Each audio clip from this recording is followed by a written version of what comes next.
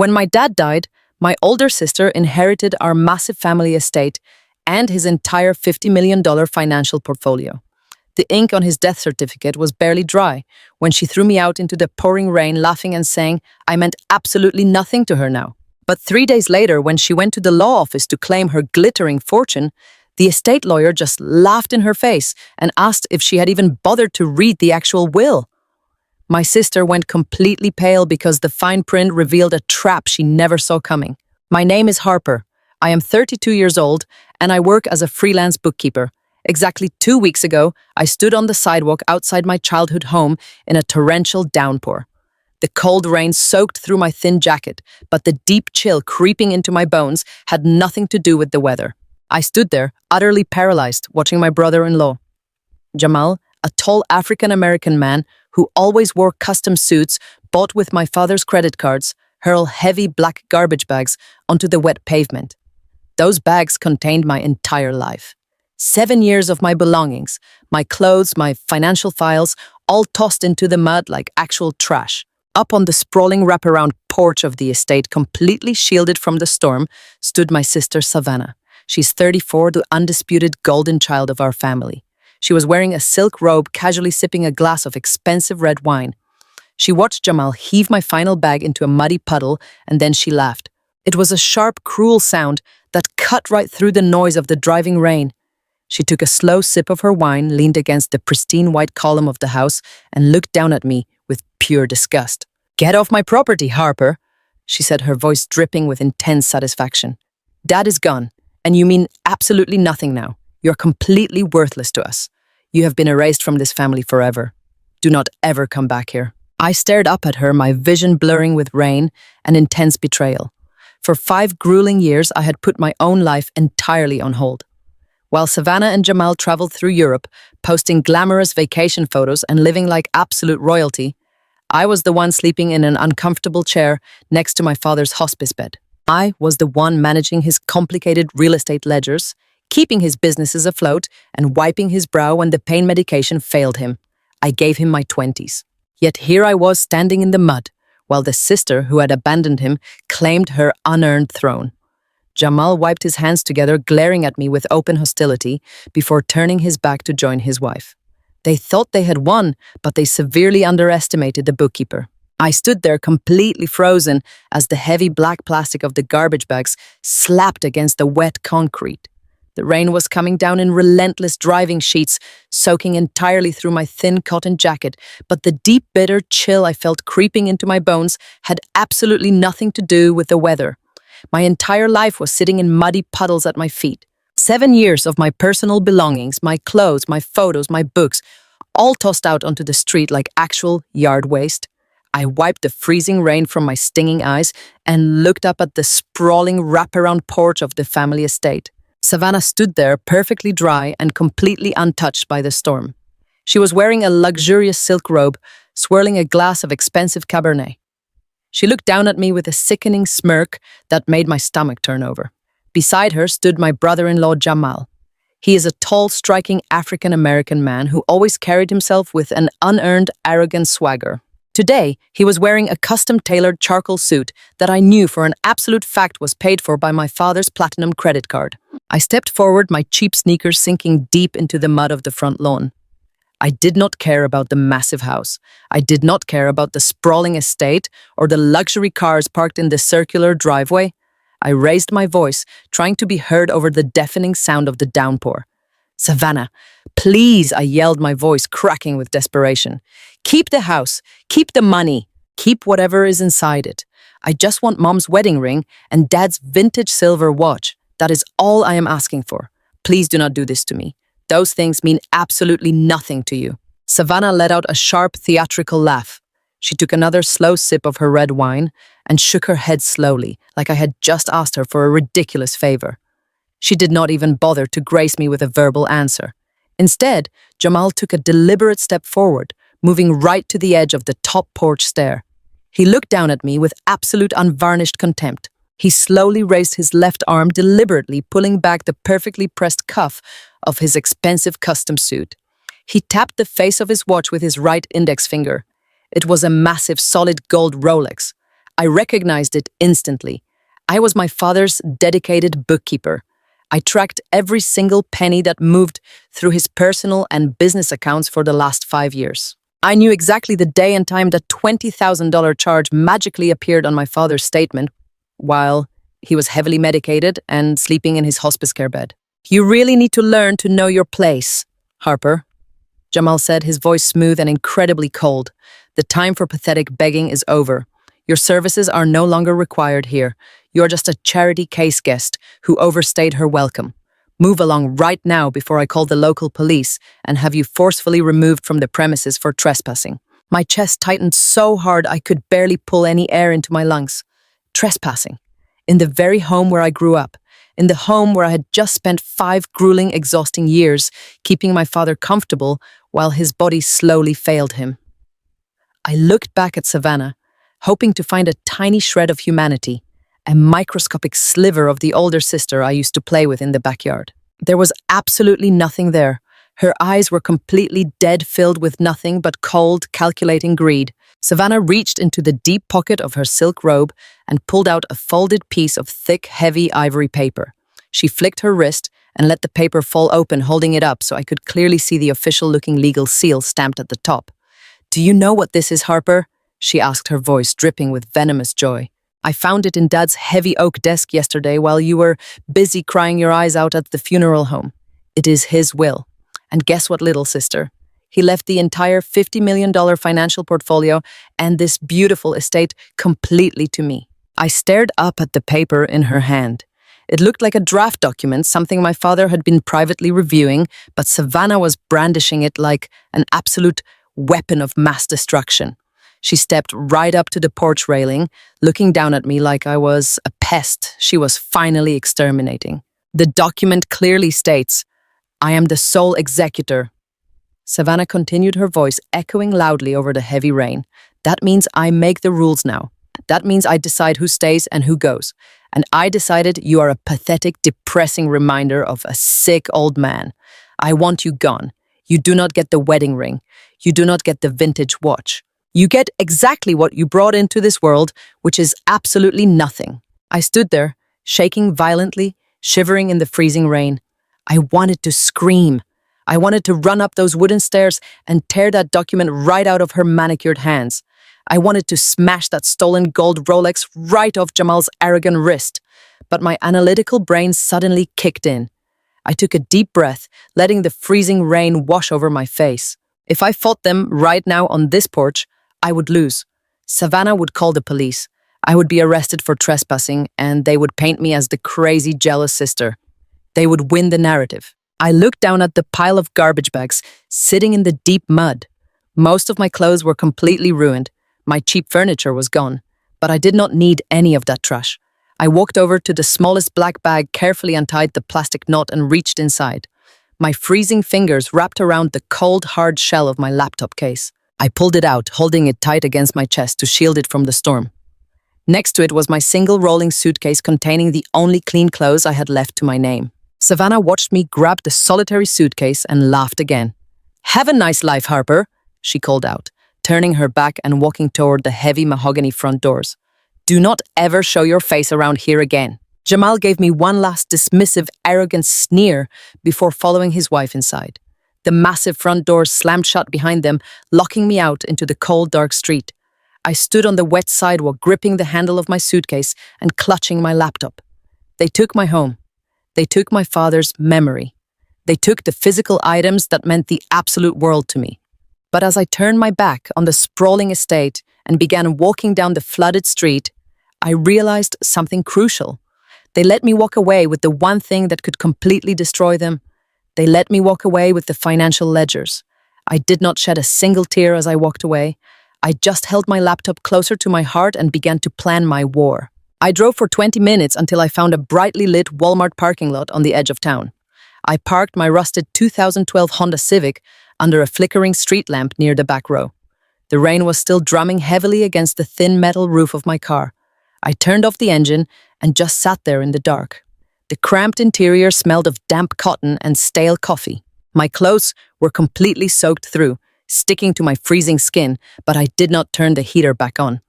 I needed to save the gas. I reached into the back seat and grabbed a dry sweatshirt from my suitcase, pulling it over my shivering frame. Anyone else might have broken down right there. Anyone else might have leaned their head against the steering wheel and cried until they had absolutely nothing left. I did not shed a single tear. The shock of being thrown out of my own childhood home by my sister and her husband was already fading. In its place, a very different emotion began to take root in my chest. It was not sadness. It was not even betrayal. It was a cold, sharp, and entirely calculated anger. Savannah and Jamal thought they had completely destroyed me. They honestly believed that taking my physical shelter meant they had taken my power, but they made a massive miscalculation. They assumed I was just a meek little sister who would quietly accept defeat. They forgot that for the past 5 years, I was the only person keeping my father's complicated real estate empire from falling apart. I knew exactly where every single dollar came from and where it went. I pulled out my laptop, resting it carefully on the steering wheel. The screen illuminated the dark interior of my car, casting a harsh blue light over my face. I connected to the free store Wi-Fi and opened my encrypted bookkeeping software. Savannah had the physical will, but I possessed the actual financial blueprint of our father's entire legacy.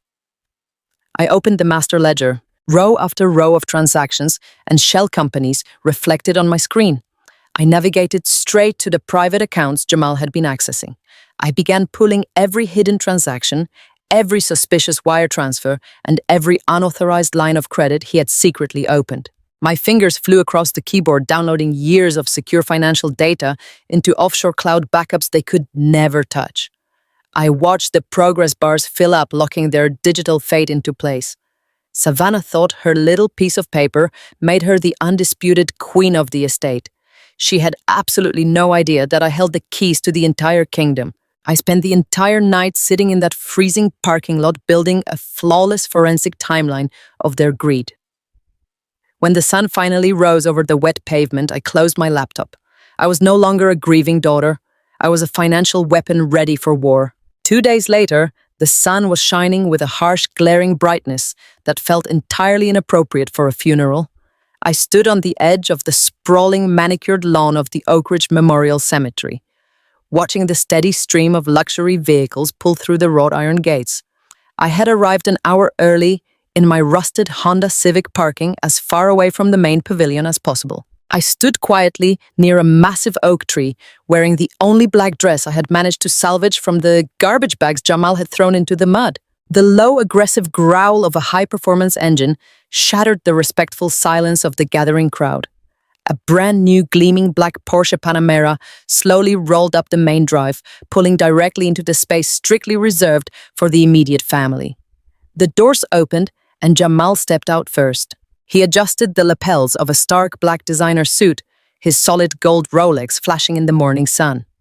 Then Savannah emerged. She was wearing a dramatic, wide-brimmed black hat and a tailored morning dress that looked like it belonged on a high-fashion runway, rather than a gravesite. She leaned heavily against Jamal, burying her face in a lace handkerchief, playing the role of the devastated, grieving daughter to absolute perfection. The sheer audacity of driving a brand new sports car to our father's funeral, a car clearly bought on credit against the estate funds they assumed were already theirs, made my stomach twist with disgust. When the service began, I was quietly ushered to the very back row of the folding chairs by the funeral director. Savannah had explicitly given him a restricted guest list, and my name was conveniently placed at the very bottom. I sat silently watching the backs of the heads of my father's wealthy business associates, while Savannah and Jamal sat front and center. When it was time for the eulogy, Savannah walked up to the podium. She gripped the edges of the wooden stand and let out a perfectly timed, trembling sigh. She painted a beautiful, heartbreaking picture of her deep, unbreakable bond with our father. She spoke passionately about how she had been his absolute rock, his guiding light, and his closest confidant during his final difficult years. She told the weeping crowd how they spent long evenings discussing his real estate portfolio and how he had trusted her completely with his legacy. It was a masterful performance of complete, absolute fiction. I sat in the back row, digging my fingernails into my palms, listening to her steal my entire life story. Following the burial, the reception was held at an upscale country club downtown. It was yet another lavish expense billed directly to my father's accounts. I kept to the edges of the crowded room, avoiding the sympathetic glances of relatives who had absolutely no idea I had been sleeping in my car. I stood alone near the catering table, holding a glass of tap water, just watching the room. Savannah was holding court near the massive stone fireplace, accepting endless condolences with brave, tearful smiles. Eventually, she noticed me standing by the buffet. She excused herself from a group of wealthy real estate developers and glided across the room, her heels clicking sharply against the hardwood floor. She stopped right in front of me, her expression shifting instantly from grieving daughter to cold, calculated cruelty. "I am honestly surprised you showed up, Harper," she said, keeping her voice low enough that the other guests could not hear. "I thought I made myself perfectly clear on the porch. You do not belong here anymore." I looked at her perfectly manicured hands and the expensive fabric of her dress. "I am here to honor Dad," I replied, my voice completely steady. "Something you clearly know absolutely nothing about, considering you just spent 20 minutes lying to a room full of his friends." Savannah let out a quiet, mocking laugh. "Oh, please do not start with the righteous martyr routine," she sneered, stepping closer. "Nobody cares that you wasted your entire 20s playing nurse. That was your own pathetic choice. You could have lived a real life, but you chose to hide in that depressing house changing bedpans." My blood ran completely cold. "I sacrificed 5 years of my life," I said, staring directly into her cold eyes. 5 years.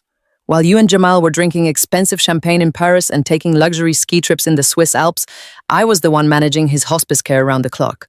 I was the one holding his hand when the heavy pain medication stopped working. I was the one working past midnight balancing his massive real estate accounts so his empire would not completely collapse while he was dying. You did not even bother to visit him for his last 3 birthdays, Savannah. You just called from Europe and asked him to wire you more money. Savannah simply smirked, entirely unbothered by the absolute truth. "And look where all that noble sacrifice got you, Harper," she whispered, leaning in close so I could smell her expensive perfume. "It got you thrown out onto the street with nothing but wet garbage bags. Dad knew who the strong one was. That is exactly why he left the entire estate and the $50 million portfolio to me. He knew you were just a glorified bookkeeper. You were a useful servant who lacked the vision to actually handle his wealth." Before I could even formulate a response, Jamal materialized beside her. He slipped his arm protectively around Savannah's waist, glaring down at me with that same arrogant hostility he had shown on the porch.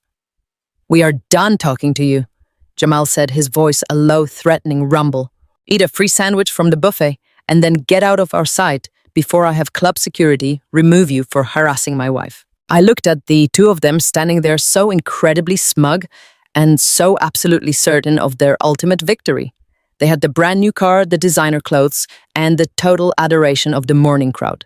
They honestly thought they had successfully erased me from existence. I did not argue. I did not raise my voice. I just set my glass of water down on the catering table, gave them one last long look, and walked quietly out the back door. Let them enjoy their stolen spotlight today. They had absolutely no idea I already held the very financial documents that would soon bring their golden world crashing down around them. The country club reception was suffocating. I stood near the exit, feeling entirely out of place in my own father's memorial. The air was thick with the smell of expensive floral arrangements and the low hum of wealthy people discussing real estate disguised as mourning. Savannah was holding court near the center of the room, surrounded by Dad's business partners playing the tragic heiress perfectly. I was just trying to blend into the wallpaper when I felt a heavy hand grip my upper arm. It was not a gentle touch. It was a vice pulling me backward out of the main room and into a quiet, dimly lit hallway near the coat check. Jamal released my arm and stepped deliberately into my personal space, blocking the exit. He was wearing that same custom suit he had worn on the porch, but the arrogant smirk was gone. His face was tense, his eyes cold and calculating. "Listen to me very carefully, Harper," he said, his voice dropping to a menacing whisper that barely carried over the string quartet playing in the next room. "I know you are hurt. I know you feel cheated, but you need to accept reality. That draft will Savannah found is legally binding, and we are officially taking over the entire estate on Monday morning. I do not want to see your name on any contest documents. I do not want to hear a single peep from you regarding the assets.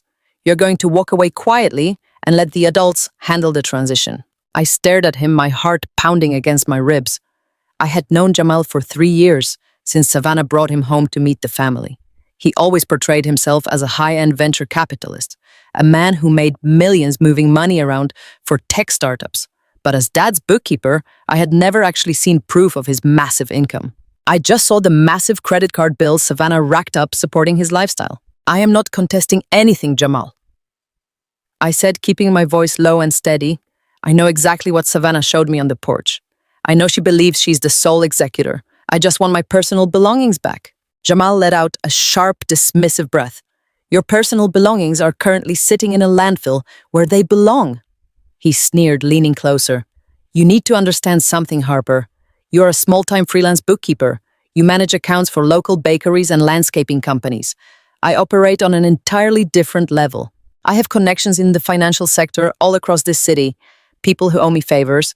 People who can make sure your little accounting business completely dries up overnight. If you try to delay the probate process or drag this out in court, I will personally ensure you never balance another ledger in this town. Do you understand me? I looked at him, processing the sudden intensity of his threat. Why was he so incredibly desperate to push this through? Savannah was already the golden child. She already had the draft will. There was absolutely no reason for him to be cornering me in a hallway, threatening my livelihood, unless he was terrified of a delay. I understand perfectly, I replied, my mind racing. You want a smooth transition of the assets? Exactly, Jamal said, his shoulders relaxing just a fraction. A smooth, rapid transition.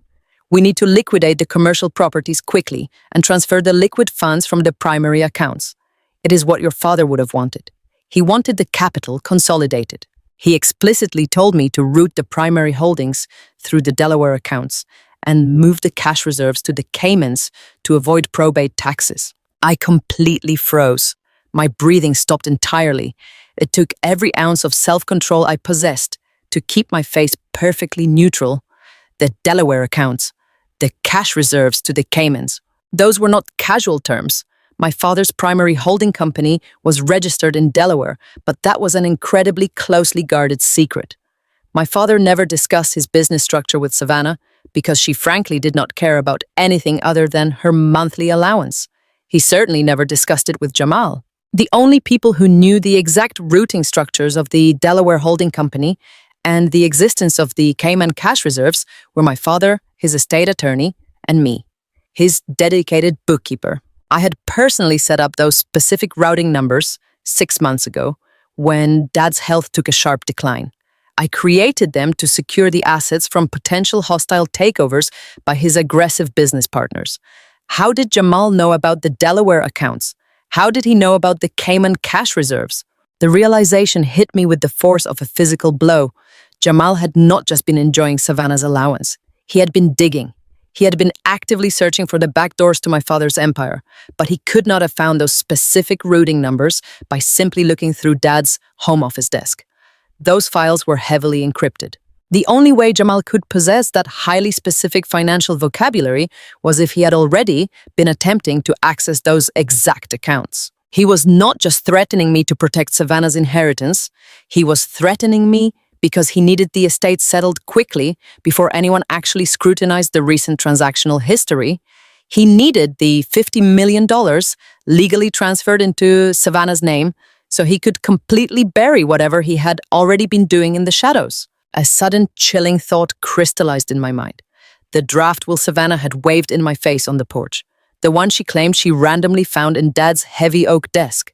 Had she actually found it, or had Jamal deliberately planted it for her to find? I looked at Jamal, my perception of him entirely shifting. He was not just an arrogant freeloader. He was an active predator who had been systematically circling my dying father's wealth while I was busy managing the hospice care. And he had just handed me the very thread I needed to unravel his entire operation. You do not have to worry about me, Jamal, I said, my voice perfectly smooth, entirely devoid of the panic he wanted to see. I will not cause any scenes. I will let the legal process play out exactly as it should. Jamal smiled, a genuine, nasty expression of complete victory.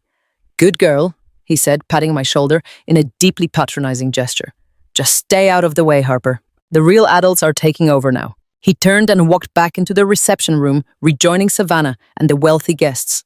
I stood alone in the hallway, my hands trembling slightly, but my mind was completely crystal clear. He thought he had successfully intimidated me into absolute silence. He thought his aggressive posturing had secured his hidden agenda. He had no idea that he had just handed the forensic accountant the exact map she needed to destroy him. I did not go back into the reception. I walked straight out the front doors of the country club, pulled my keys from my pocket, and headed for my rusted car. I did not need to cry anymore. I needed to open my laptop. The grieving process was officially over. The audit had officially begun. The flickering neon light from the motel parking lot bled through the cheap plastic blinds, casting long, jagged shadows across the stained carpet of my room. It was Thursday night, exactly 12 hours before the official will reading at Attorney Davis's office. I was sitting cross-legged on a lumpy mattress that smelled faintly of bleach and stale cigarette smoke. My laptop was burning hot against my thighs. I reached for my phone to check the time, but a notification banner popped up on my screen. It was an Instagram alert. Savannah was broadcasting live. Against my better judgment, I tapped the notification. My phone screen instantly illuminated with the blinding crystal glare of our family estate's grand foyer. Savannah was standing right in the center of the massive marble entryway, wearing a designer silk cocktail dress and holding a crystal flute of vintage Dom Perignon. The camera angle was carefully positioned to show off the sweeping double staircase and the massive custom chandelier my father had imported from Italy. The viewer count on her live feed was already climbing into the thousands. Savannah flashed her perfect bleached smile at the camera and took a theatrical sip of her champagne. "Cheers to new beginnings, everyone," she sang out, her voice echoing slightly in the cavernous space.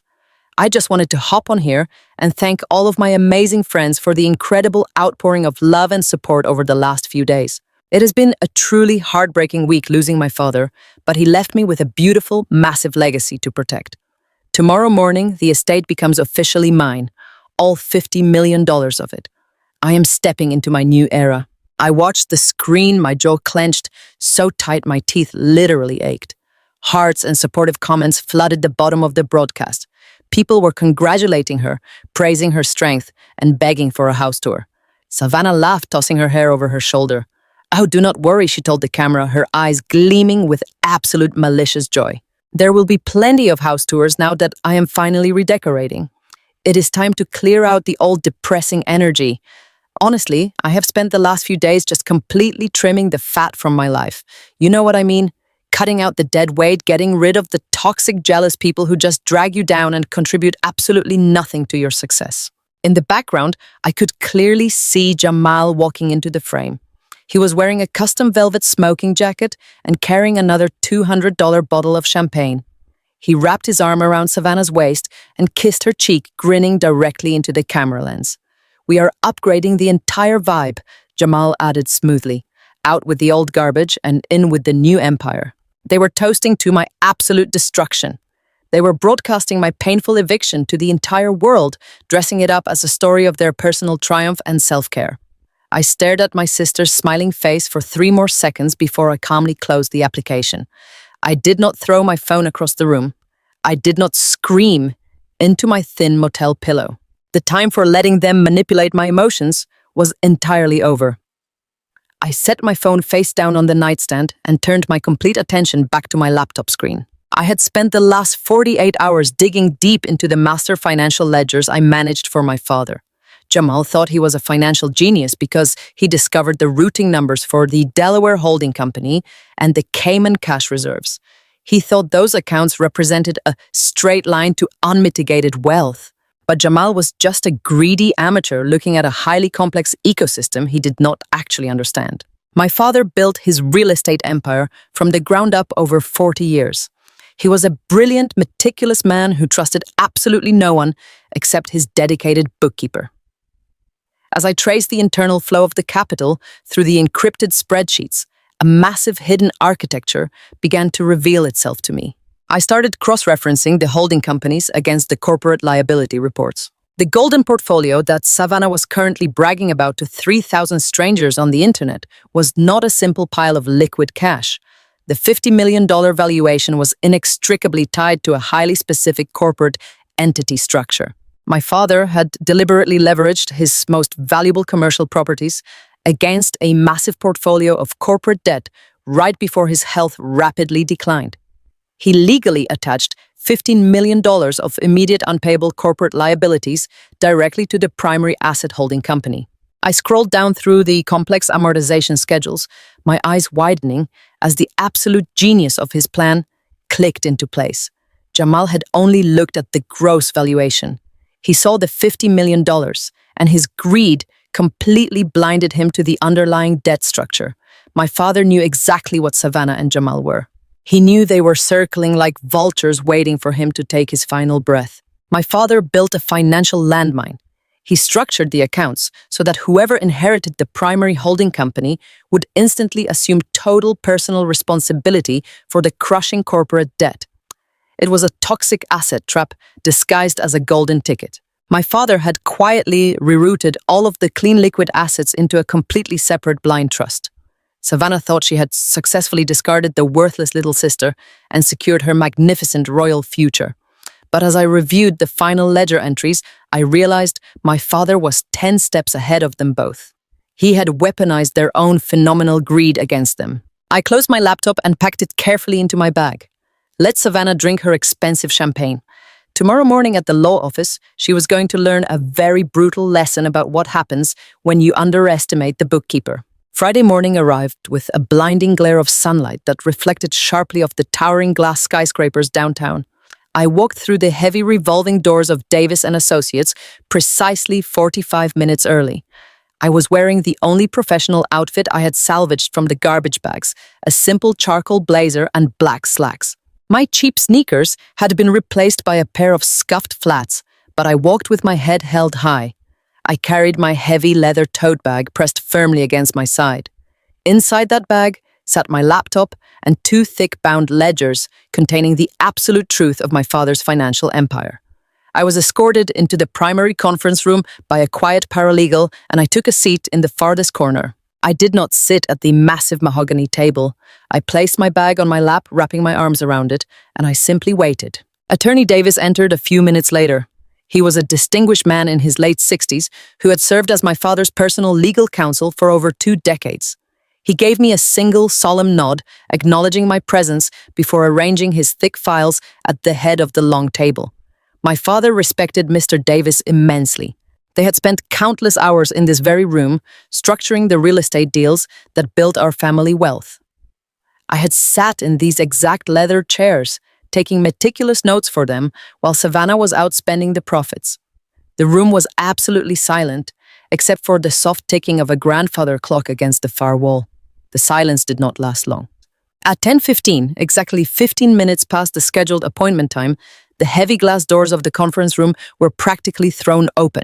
Savannah and Jamal did not just walk into the room, they invaded it. Savannah marched in wearing a stark white designer pantsuit that screamed victory rather than mourning.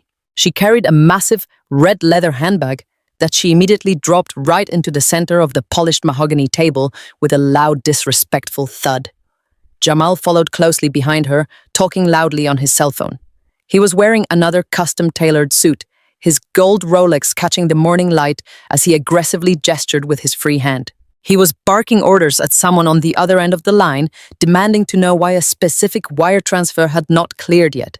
He snapped his phone shut without saying goodbye and shoved it into his pocket, glaring around the room like he owned the entire building. Neither of them even glanced in my direction. I was sitting perfectly still in the shadows of the corner, completely invisible to them. Savannah clapped her hands together, a sharp, demanding sound that echoed off the glass walls.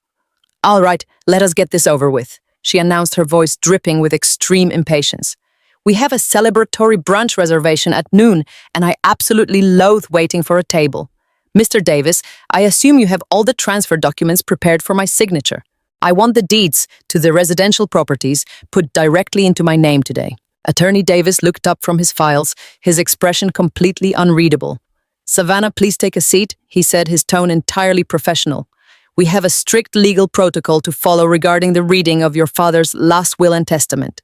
Jamal pulled out a leather chair for Savannah and then leaned heavily against the table, looming over the older lawyer.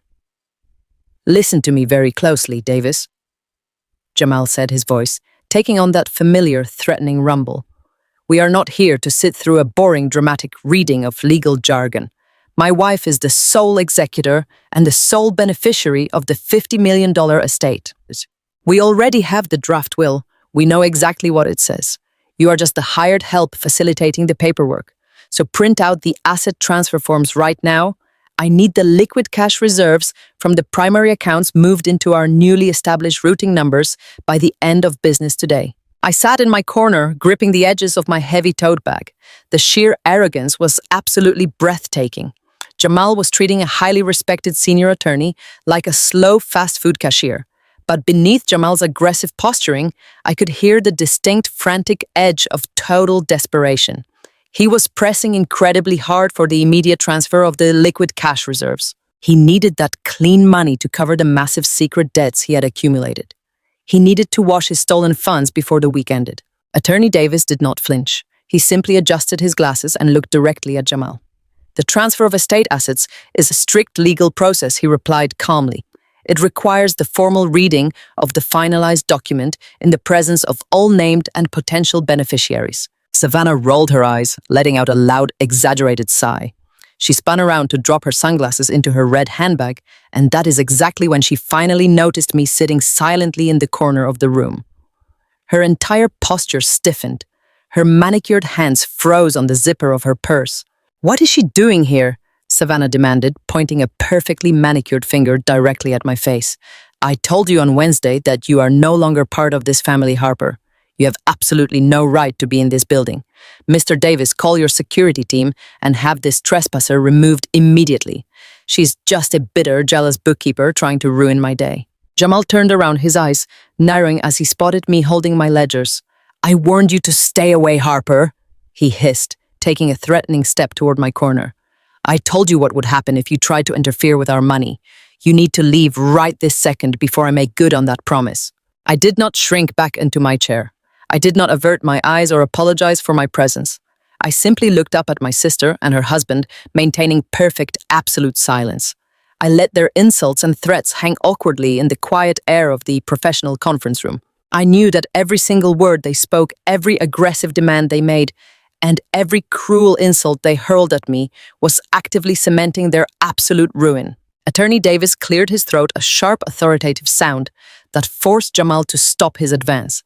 "Harper is here because I explicitly requested her presence." Attorney Davis stated, his voice leaving absolutely no room for debate. As her father's dedicated bookkeeper and a recognized party of interest, she is legally entitled to attend this formal proceeding. "Now I strongly suggest you both take your seats and remain completely silent so we can begin." Savannah scoffed, crossing her arms tightly over her chest. "Fine," she snapped, dropping heavily into a leather chair. "Let her sit there and watch me inherit everything. Maybe it will finally force her to accept reality. Read the document, Davis, and make it fast." Jamal sat down next to her, his jaw clenched tight with poorly hidden rage. They were completely blinded by their own phenomenal greed. They sat there radiating absolute confidence, completely convinced that the next few minutes would officially crown them as royalty. I slowly unzipped my heavy leather tote bag and placed my laptop squarely on my lap. I was ready. Attorney Davis opened the thick manila folder resting on the massive mahogany table. The room was so incredibly quiet, you could actually hear the rustle of the heavy parchment paper as he smoothed it flat beneath his experienced hands. I watched him adjust his reading glasses carefully, avoiding direct eye contact with my sister. Savannah shifted in her plush leather chair, crossing her legs and flashing a brilliant, triumphant smile at Jamal. Jamal leaned back, crossing his strong arms over his expensive custom suit, looking exactly like a man who had already spent the millions they were about to be officially handed. "We are gathered here today to formally execute the last will and testament of your father," Attorney Davis began, his voice projecting a deep, practiced authority. "This document was finalized and fully notarized just 3 weeks prior to his passing. It supersedes any and all previous drafts or verbal agreements." Savannah let out a small, dismissive scoff. She reached into her red designer handbag and patted the folded draft, will she had stolen from our father's home office desk. "We already know exactly what the final version says, Mr. Davis," she interrupted, waving her perfectly manicured hand as if swatting away a bothersome fly. Just skip the boring legal preamble and get directly to the asset distribution. Jamal has an incredibly important call with a wealth management firm in exactly 1 hour, and we need the liquid capital released immediately. Attorney Davis looked at her coldly over the rim of his glasses. The legal process requires the document to be read exactly as written, Savannah. I strongly advise you to listen carefully to every single word. Savannah rolled her eyes, but remained quiet, leaning her head dramatically against Jamal's shoulder. I kept my eyes fixed firmly on the edge of the conference table.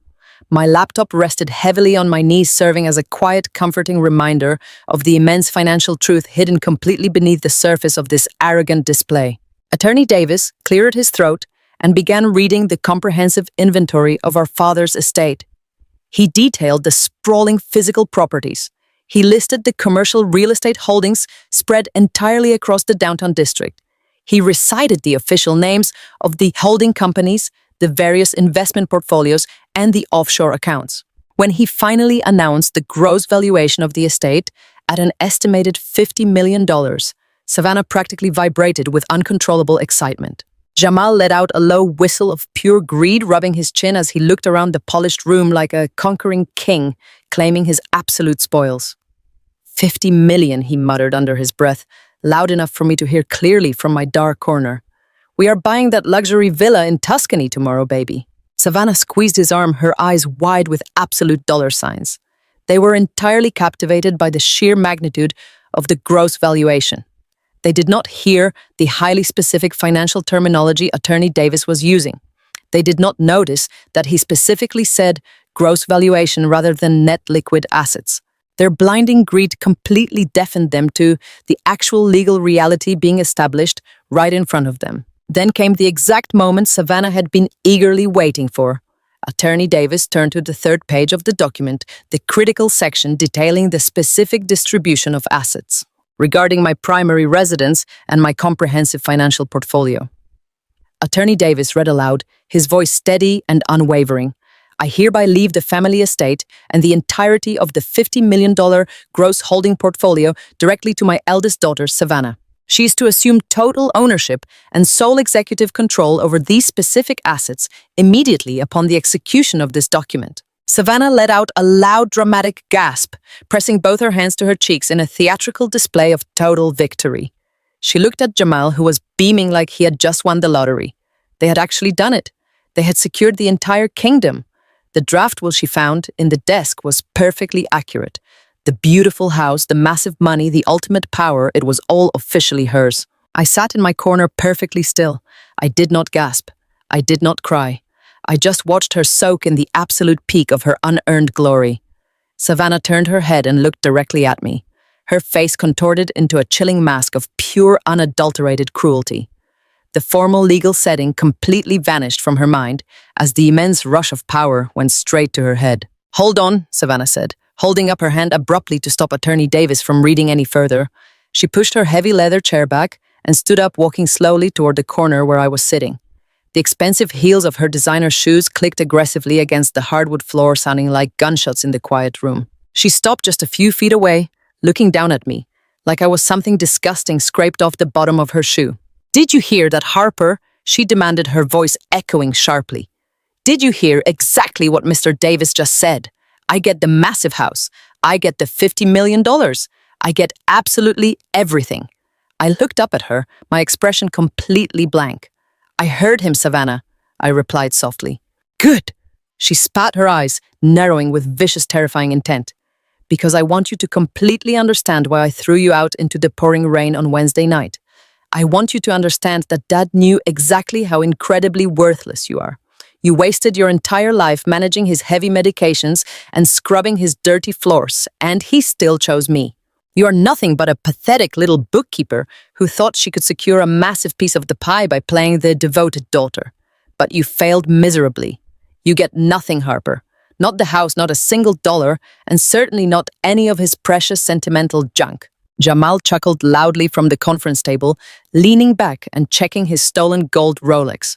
"Tell her, baby," he encouraged, fueling her incredibly cruel tirade. "You are going to take your cheap little suitcase and your utterly useless laptop, and you are going to walk straight out of this building," Savannah sneered, pointing directly toward the heavy glass doors. And you are going to spend the rest of your miserable, pathetic life knowing that you sacrificed your entire 20s for absolutely no reason at all. I won, Harper. The magnificent estate is mine. The 50 million is mine. You are entirely erased from this family forever. She stood over me, breathing heavily from her triumphant speech, completely convinced she had delivered the final crushing blow to my very existence. She honestly thought the reading was over. She thought the $50 million was a clean, simple transfer of incredible, limitless wealth. I looked away from her arrogant, sneering face and shifted my quiet gaze back to Attorney Davis. He was sitting silently at the head of the table, holding the thick document, waiting incredibly patiently for her to finish her cruel performance. He did not look intimidated by her sudden wealth. He did not look impressed by her newly inherited status. He looked at Savannah with an expression of profound, deep professional pity. Savannah spun around, adjusting her expensive designer jacket, and strutted back to the mahogany table to claim her ultimate prize. She reached her hand out across the polished wood, fully expecting Attorney Davis to immediately hand her the transfer deeds. But he did not hand her anything at all. Attorney Davis sat completely motionless at the head of the heavy mahogany table. His hands remained resting flat against the thick stack of legal documents. He did not reach for his gold pen. He did not pull out the asset transfer form Savannah was practically vibrating to sign. Instead, he simply looked up at my sister. The silence in the room stretched out, becoming heavy and incredibly suffocating. Savannah stood there with her hand extended, her perfect triumphant smile, slowly faltering as the seconds ticked by. She glanced back at Jamal, who was now frowning, checking his gold Rolex again and shifting his weight impatiently. "Is there a problem here, Davis?" Jamal demanded, his deep voice slicing through the quiet tension of the room. "My wife is the sole executor. The reading is over. Hand over the transfer deeds so we can finalize the liquid routing numbers and leave." For a moment, Attorney Davis did not say a single word. Then he did something I had never seen him do in all my years of working alongside him and my father. He laughed. It was a sharp, cutting sound, entirely devoid of any actual humor. It was the dry, bitter laugh of a seasoned professional who was watching a monumental act of pure, foolish arrogance unfold right in front of his eyes. He removed his reading glasses and set them down on the leather portfolio. "Savannah," he said, his voice laced with a lethal calm, "did you even bother to read the actual will when you were snooping through your father's private desk? Or did you just skim the summary page and assume you had won the lottery?" Savannah went completely rigid. The color began to drain from her face, but she quickly masked her sudden panic with loud, aggressive indignation. "How dare you speak to me that way?" she snapped, slamming her hand down on the table. "I read exactly what I needed to read. It clearly states I inherit the $50 million portfolio and the family estate. You just read that exact section out loud yourself. We are done here." Attorney Davis picked up his glasses and slid them back onto his face. "No, Savannah," he corrected her smoothly. "We are far from done. You see, your father was a brilliant man. He built his entire real estate empire from the ground up by anticipating exactly how greedy and completely ruthless people can be when there is serious money on the line. He knew exactly who you were. He knew exactly what your husband was. And he knew absolutely that the second he took his last breath, you would attempt to destroy your sister." Jamal stepped forward, his chest puffed out in a pathetic display of physical intimidation. "Watch your mouth, old man," Jamal warned, pointing a finger at the attorney. "You are crossing a very dangerous line right now. I highly suggest you sit down and listen to the rest of this legal proceeding, young man." Attorney Davis replied, entirely unbothered by the threat, "Because if you do not, you are going to find yourselves in a staggering amount of legal trouble. Savannah, the section I just read regarding your inheritance was completely accurate. However, it was inextricably bound to a very specific set of conditions. Conditions that your father meticulously drafted to protect the only person in this family who actually cared about him." Attorney Davis slowly turned the heavy parchment page. The loud rustle of the paper echoed in the dead silent room. Savannah slowly lowered herself back into her leather chair, her eyes fixed intensely on the document. I sat perfectly still in my corner, my heart pounding a steady, powerful rhythm against my ribs. I knew my father was smart, but I had no idea he possessed this level of absolute strategic genius. "I will now read Clause 4, which your father explicitly titled the Safe Harbor Provision Attorney, Davis announced. He adjusted his posture and began to read directly from the finalized will. I hereby direct that my eldest daughter, Savannah, shall receive the primary estate and the $50 million holding portfolio entirely and exclusively upon the absolute fulfillment of the following strict condition. She must maintain the primary family estate as a guaranteed safe harbor and permanent residence for my youngest daughter Harper for a minimum period of 1 full calendar year following the exact date of my passing. Savannah let out a sharp gasp. Her hands gripped the armrests of her chair so tightly her knuckles turned completely white. Jamal froze, his confident posture instantly evaporating. Attorney Davis did not pause. He continued reading the heavy legal language, emphasizing every single devastating detail. Harper is to be granted unrestricted access to the home. She is to be treated with absolute dignity and respect. Under no circumstances is she to be burdened with any financial obligations regarding the maintenance of the property during this 12-month period. This provision is absolute and entirely non-negotiable. That is insane, Savannah interrupted, her voice shrill and trembling with rising panic. I am the executor. I own the house. I can do whatever I want with it. He cannot force me to live with her. He is not forcing you to do anything. Attorney Davis replied calmly, looking up from the page. He is simply setting the explicit terms of your inheritance, terms which you have unfortunately already triggered. What are you talking about? Jamal demanded, his voice losing all its previous smooth arrogance. What does triggered mean? Attorney Davis turned back to the document. He cleared his throat and read the final crushing paragraph. If Savannah or any party acting directly on her behalf attempts to evict, deny housing, or cause intentional, emotional, or financial distress to Harper within 30 days of my death, the reversion clause shall immediately be triggered in its entirety. Should this condition be breached, Savannah forfeits all rights to the $50 million liquid portfolio. The absolute silence that fell over the conference room was suffocating. Savannah looked like she had just been physically struck. Her perfectly styled appearance seemed to suddenly crumble, revealing the terrified, greedy woman underneath. Jamal took a heavy, stumbling step backward away from the table, his eyes darting wildly around the room as the sheer magnitude of their colossal mistake washed over him. They had thrown me out on Wednesday night. It had only been 48 hours since my father took his final breath. They had not just broken the safe harbor provision, they had completely obliterated it in record time. They had gleefully, forcefully, and incredibly publicly evicted me into the pouring rain while laughing in my face. My father knew they would not be able to help themselves. He knew their arrogance and their desperate need to punish me would completely override any sense of caution.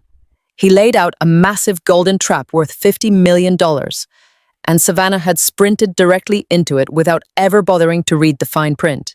I sat in the corner of the room clutching my laptop. A slow, deep sense of absolute awe washed through my entire body. Even from the grave, my father had protected me. He had weaponized their own phenomenal greed to completely destroy them. Savannah slowly turned her head and looked at me, her face completely devoid of all color.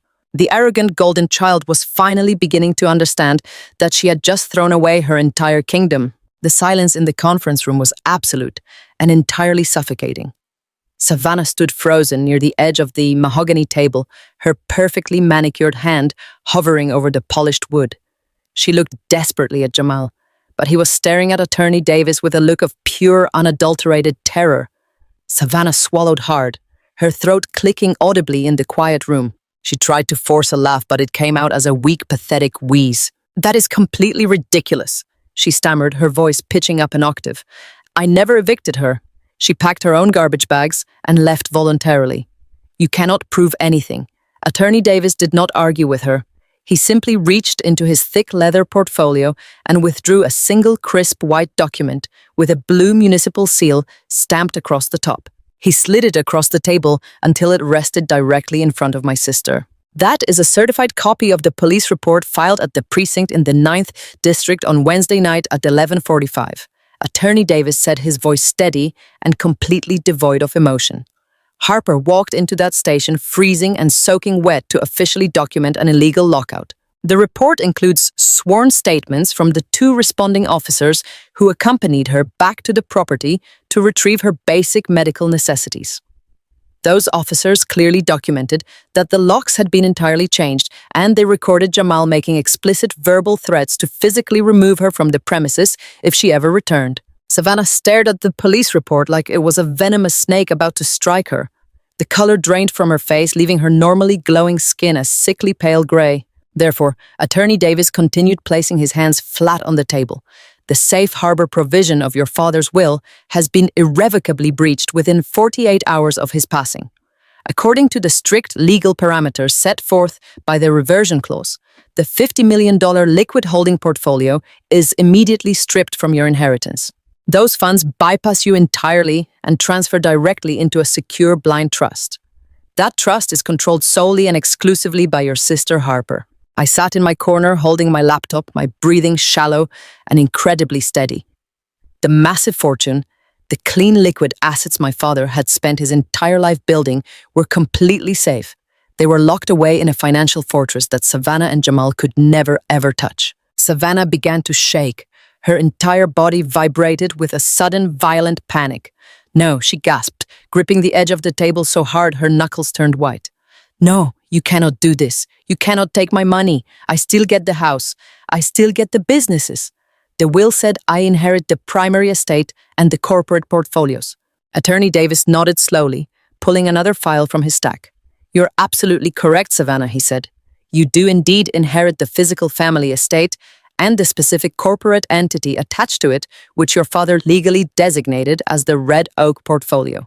Savannah let out a ragged breath of relief, pressing her hand to her chest. She turned to Jamal, trying to muster up her arrogant smirk.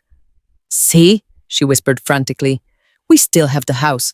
We still have the Red Oak assets. We can just liquidate the property and cash out the corporate holdings." Jamal did not smile back. He was a greedy amateur, but he recognized the terrifying tone in the lawyer's voice. He stared at Attorney Davis, his chest heaving with rapid, shallow breaths. "What exactly is the Red Oak portfolio?" Jamal demanded, his voice tight and incredibly strained. Attorney Davis turns the page of his ledger. "The Red Oak portfolio is the primary holding company for the residential estate and 3 heavily leveraged commercial properties," he explained with brutal surgical precision. 2 weeks before his passing, your father completely restructured his financial architecture. He consolidated $15 million of high-interest short-term corporate debt and legally bound it directly to the Red Oak portfolio. He essentially tied the massive unpayable liabilities entirely to the physical house and the holding company you just eagerly inherited. The words dropped into the room like heavy concrete blocks. Savannah blinked rapidly, clearly unable to process the sophisticated financial terminology. She looked at Jamal, waiting for him to translate the victory, but Jamal understood exactly what had just happened.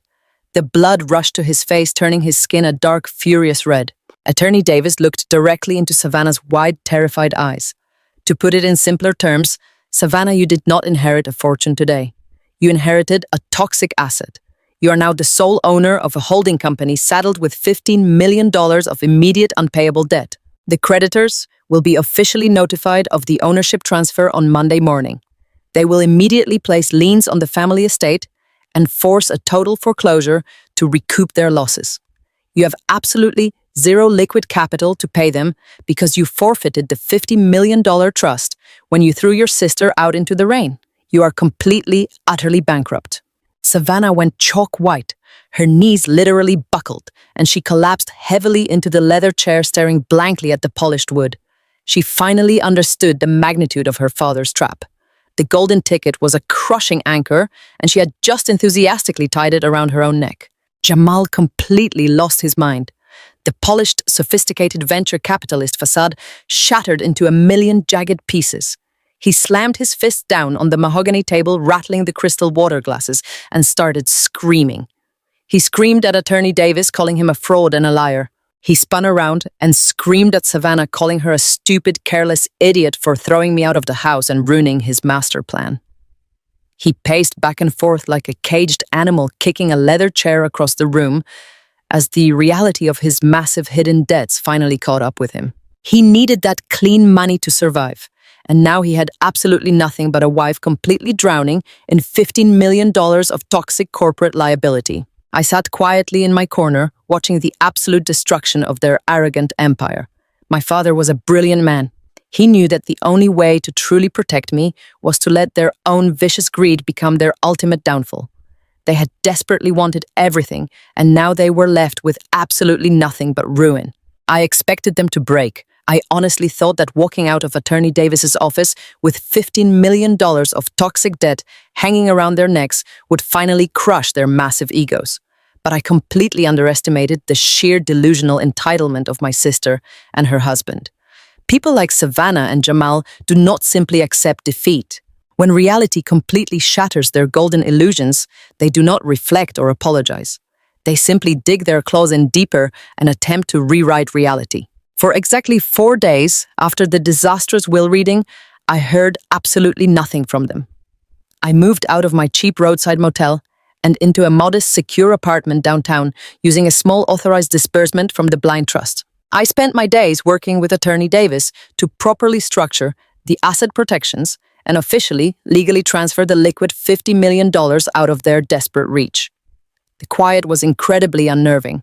I knew they were bleeding cash. I knew the creditors for the Red Oak portfolio were already circling like sharks, sending aggressive notices to Savannah regarding the immediate unpayable corporate debt. I was just waiting for their inevitable explosion. That explosion arrived on a rainy Tuesday morning in the form of a heavily built process server pounding on my new apartment door. I opened the door to find a man shoving a thick manila envelope directly against my chest. "You have been served," he grunted before turning and walking quickly down the hall. I carried the heavy envelope to my small kitchen table and ripped it open. The thick stack of legal documents inside was branded with the incredibly gaudy gold-embossed letterhead of Sterling and Vance Litigation Partners. They were a notorious local law firm completely famous for handling sleazy high-profile celebrity divorces and dragging out frivolous corporate lawsuits just to bleed the opposing side entirely dry. Savannah and Jamal had officially hired the most aggressive, completely unethical sharks in the entire city. I spread the documents across the table. The very first page was a brutally aggressive cease and desist order demanding I immediately halt all transfers regarding the $50 million blind trust. But it was the second document that made my blood run absolutely ice cold. It was a formal legal petition to entirely invalidate my father's finalized will and entirely dismantle the safe harbor provision. Their official grounds for the contest were utterly disgusting. They were claiming total mental decline. Savannah had actually signed a sworn affidavit, blatantly lying to the court. She claimed that during his final 6 months, our father was suffering from severe advanced dementia and lacked the necessary mental capacity to understand his own financial structuring. She wrote that I had maliciously isolated him from his loving family and exercised extreme undue influence over a vulnerable, confused old man to trick him into signing a fraudulent will. I sat there staring at the printed lies, my hands shaking with a profound, deep-rooted rage. For 5 exhausting years, I had bathed him, fed him, and managed his excruciating pain, while his mind remained completely, brilliantly sharp until his very last day. Savannah had not bothered to visit him for his last 3 birthdays. She had never spoken to his doctors. She had never once asked about his actual condition. And now she was publicly dragging his brilliant legacy through the mud, painting him as a weak, feeble-minded victim, just so she could steal his money and escape her massive debt. Before I could even process the sheer depth of their legal fabrication, my cell phone began to ring. The caller ID flashed Jamal's name. I took a deep breath, steadying my racing heart, and answered the call, putting it on speakerphone so I could continue reading their ridiculous demands. "I assume you just got the delivery." "Harper," Jamal said, his voice practically vibrating with arrogant satisfaction. He sounded incredibly smug, like a man who believed he had just completely outsmarted the entire legal system. "I am looking at your frivolous lawsuit right now, Jamal," I replied, keeping my voice completely flat and devoid of any emotion. Claiming Dad had dementia is a massive, incredibly stupid lie. Attorney Davis has his medical records. He was completely lucid. Jamal let out a harsh, mocking laugh.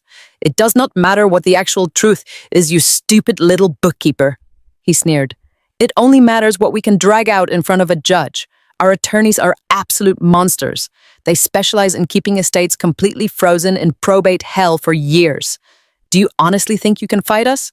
We are going to tie up that $50 million trust in so much litigation red tape that you will not be able to touch a single penny of it." You are deeply in debt, Jamal, I reminded him calmly.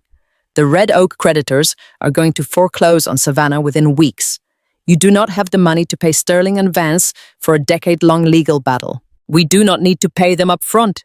Harper, Jamal shot back, his tone turning incredibly vicious. They took the case on contingency because they know exactly how massive the payout will be when we break you. We are going to contest every single line of that document. We will depose every doctor. We will subpoena every single ledger you ever touched. We will bury you in so many legal fees that you will be completely, utterly bankrupt before we even reach a courtroom. He paused, letting his incredibly cruel threat hang in the air. You should have just taken a small payout and walked away when you had the chance, he growled. Now we are going to ruin you. We are going to take the entire 50 million, we are going to take the house, and we are going to make absolutely sure you end up sleeping on the streets for the rest of your miserable life. Surrender the trust, Harper, or we will destroy you. Jamal slammed the phone down, terminating the call with a sharp click. The room fell entirely silent again. I looked down at the threatening legal documents completely covering my table. They honestly believed their sleazy lawyers and their fabricated medical claims would terrify me into surrendering. They thought the threat of a 10-year legal war would break my spirit and force me to hand over the fortune just to make the pain stop. They had made another massive, completely fatal miscalculation. They completely forgot that I had spent the last 5 years managing every single intimately detailed aspect of my father's medical and financial life. They thought they could invent a fake medical history to suit their narrative. They did not realize that I already possessed the exact irrefutable evidence required to not only instantly destroy their entire lawsuit, but to completely permanently lock them behind bars for incredible, undeniable criminal fraud. I slowly gathered the legal papers into a neat stack. I was not going to cower from their vicious attack. I was going to let them dig their own graves. I sat perfectly still at my small kitchen table, looking at the absurd legal threat Savannah and Jamal had just served me. They honestly believed that a stack of glossy legal paper and a sleazy contingency lawyer would be enough to break my spirit. They thought I was still that same exhausted, terrified girl they had thrown out into the freezing rain.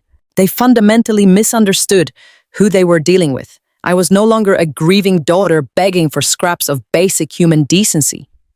I was the sole executive trustee of a $50 million blind trust.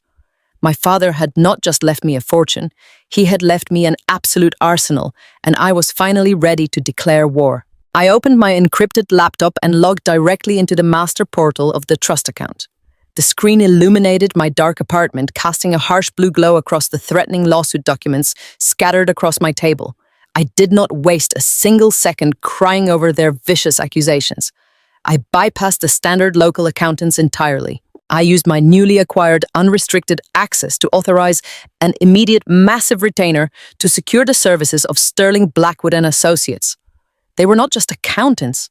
They were the most ruthless, aggressive, and universally feared forensic financial investigators on the entire West Coast. They were the apex predators of the corporate financial world, and I was unleashing them directly onto Jamal.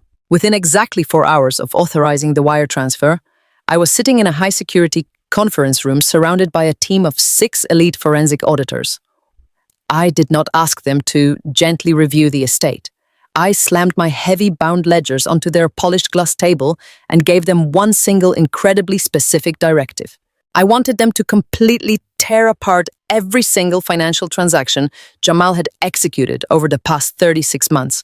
I wanted every credit card statement, every bank transfer, every tax return, and every single digital footprint he had left behind thoroughly scrutinized and utterly destroyed. The lead investigator, a sharp-eyed woman named Elena, looked at my father's original ledgers and immediately understood the assignment. The audit did not proceed at a normal administrative pace. It was a rapid-fire, aggressive financial autopsy. For 3 straight days, I sat in that freezing corporate office, drinking stale black coffee and watching the investigators systematically dismantle Jamal's entire fabricated existence. Jamal had spent the last 3 years parading around our family home in custom velvet suits and solid gold watches, acting like a self-made venture capital genius. He had convinced Savannah that his brilliant investments were funding their lavish luxury lifestyle. But numbers are completely incapable of lying. Numbers do not care about expensive cologne or arrogant smirks. As the elite team began pulling the historical data from the encrypted servers, the glorious facade Jamal had built completely evaporated, revealing a terrifying abyss of absolute criminal desperation. The first major discrepancy Elena uncovered was hidden deep within a series of obscure commercial property loans. While I had been spending my agonizing days and sleepless nights completely confined to my father's bedside, delicately managing his heavy pain medication and changing his soiled hospice linens, praying for his comfort, Jamal had been incredibly busy working in the dark shadows of our own home. He had secretly weaponized my father's declining physical state. Elena projected a massive digital spreadsheet onto the wall of the conference room, highlighting a terrifying sequence of unauthorized transactions. Jamal had systematically taken out 7 massive private lines of credit using my dying father's name and his highly sensitive personal identifying information. He had forged my father's signature on dozens of extremely complex loan applications, capitalizing on the fact that my father was too heavily medicated to ever notice the automated banking alerts. I stared at the projected screen, my stomach violently churning with a sickening mixture of absolute horror and vindicating rage. Jamal had literally stolen my father's identity, while the man was actively dying in the very next room. He had funneled nearly $8 million of illegally obtained credit directly out of the primary estate holding accounts. But he had not stopped there. He knew that moving that much stolen capital directly into his personal checking account would trigger an immediate federal banking investigation. So he created a massive labyrinth to completely hide his brazen theft. The forensic team traced the $8 million through a highly sophisticated web of fraudulent wire transfers. Jamal had established a completely fake offshore shell company registered in the Cayman Islands under a generic corporate title. He used this phantom corporation to slowly siphon the stolen credit lines out of the country in perfectly calculated, untraceable increments. He disguised the massive transfers as international consulting fees and remote software development investments. Savannah had bragged to her internet followers about Jamal being a financial wizard, but his only actual talent was executing a highly coordinated federal wire fraud. I watched the investigators map out the flow of the stolen money on a massive digital whiteboard. The sheer scale of his deception was absolutely breathtaking. Every single luxury vacation Savannah had flaunted on her social media, every designer handbag she had purchased, every expensive bottle of vintage champagne they had consumed in our father's house. It had all been entirely funded by money Jamal had literally stolen from a dying man. Savannah had stood in the foyer of our family home looking into a camera and claiming she was stepping into her new wealthy era. She had absolutely no idea that she had been living on stolen credit and that her husband was a desperate criminal masquerading as a millionaire. But the most shocking revelation was yet to come. The elite accountants continued to dig aggressively past the shell company, determined to find the final resting place of the stolen $8 million. When Elena finally cracked the ultimate encryption on the offshore accounts, the room went completely dead silent. Jamal had not invested the money. He had not hidden it away in secure bonds or long-term anonymous holding accounts to build a future for himself and Savannah. The ledgers revealed a terrifying, completely out-of-control secret gambling addiction. The digital paper trail led directly from the Cayman Islands shell company to an exclusive string of high-stakes underground online casinos and massive, unregulated offshore sports betting syndicates. Jamal had been compulsively hemorrhaging hundreds of thousands of dollars every single week on disastrous, incredibly reckless wagers. He was not a sophisticated investor. He was a deeply desperate, completely pathological gambling addict who had entirely lost his mind. I scrolled through pages and pages of devastating, catastrophic losses. He had thrown away $500,000 on a single weekend betting on international soccer matches. He had burned through another $1 million on unregulated high-stakes poker tournaments while sitting in the guest room of our father's house. The deeper the forensic team dug, the worse the bleeding became. He was completely drowning in his own catastrophic failures. The realization hit me with the force of an absolute freight train. This was the exact reason Jamal had been so incredibly desperate to force Attorney Davis to transfer the $50 million liquid portfolio on Friday morning. He did not just want the money to buy luxury villas. He desperately needed the 50 million to cover the massive $8 million gaping hole he had illegally blown into my father's credit lines before the federal authorities noticed the massive fraud. When my father brilliantly rerouted the $50 million into the blind trust and burdened Savannah with the $15 million toxic asset portfolio, he had completely trapped Jamal in his own criminal web. Jamal was utterly terrified. The aggressive lawsuit they had just served me, claiming my father had dementia, was not an arrogant, offensive maneuver. It was a completely desperate, pathetic attempt to freeze the estate and gain access to the trust funds before his massive gambling debts and his federal wire fraud caught up with him. He had threatened to bankrupt me with a decade of litigation because he was already entirely bankrupt himself. I sat in the plush leather chair of the forensic accounting firm, staring at the undeniable, absolute proof of his severe federal crimes. He had threatened to drag my name through the mud and destroy my career. He had confidently declared that he would leave me sleeping on the streets. But as I looked at the finalized audit report, detailing his $8 million in forged credit lines and his pathetic gambling losses, I felt a cold, sharp smile slowly spread across my face. Jamal thought he was going to ruin me with a sleazy civil lawsuit. He had absolutely no idea.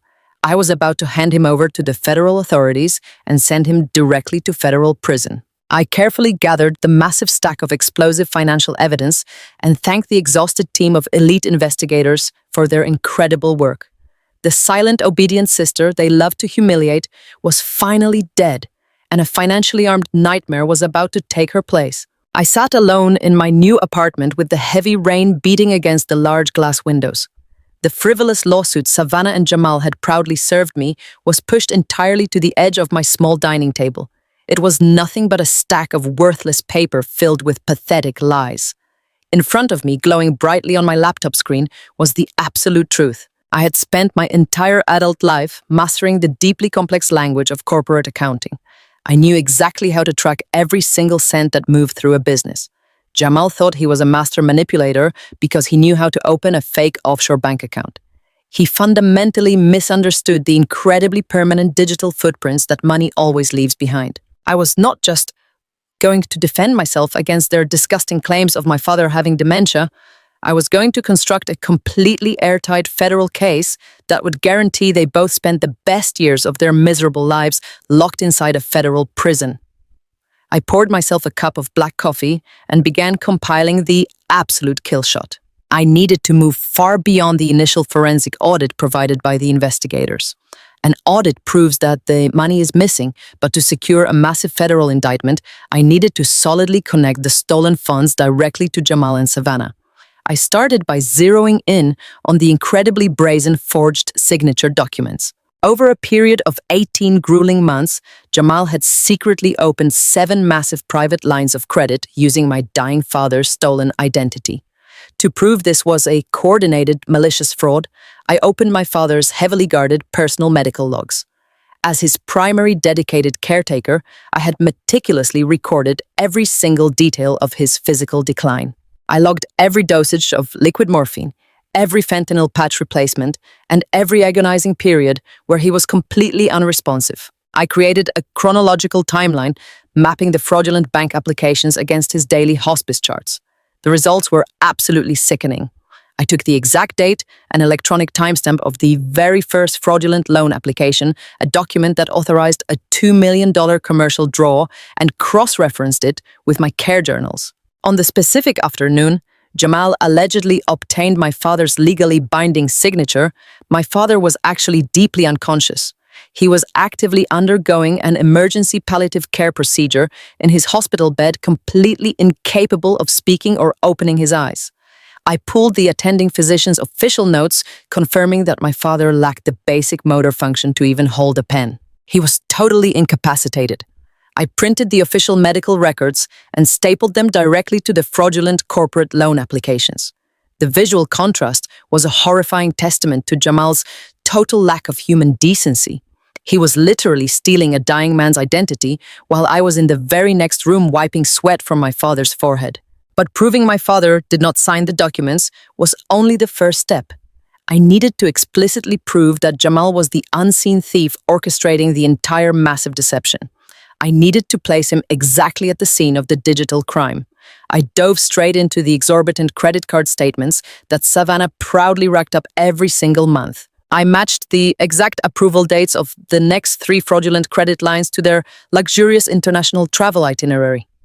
On the specific day, the second massive line of credit was forcefully opened. Jamal and Savannah were supposedly grieving my father's declining health.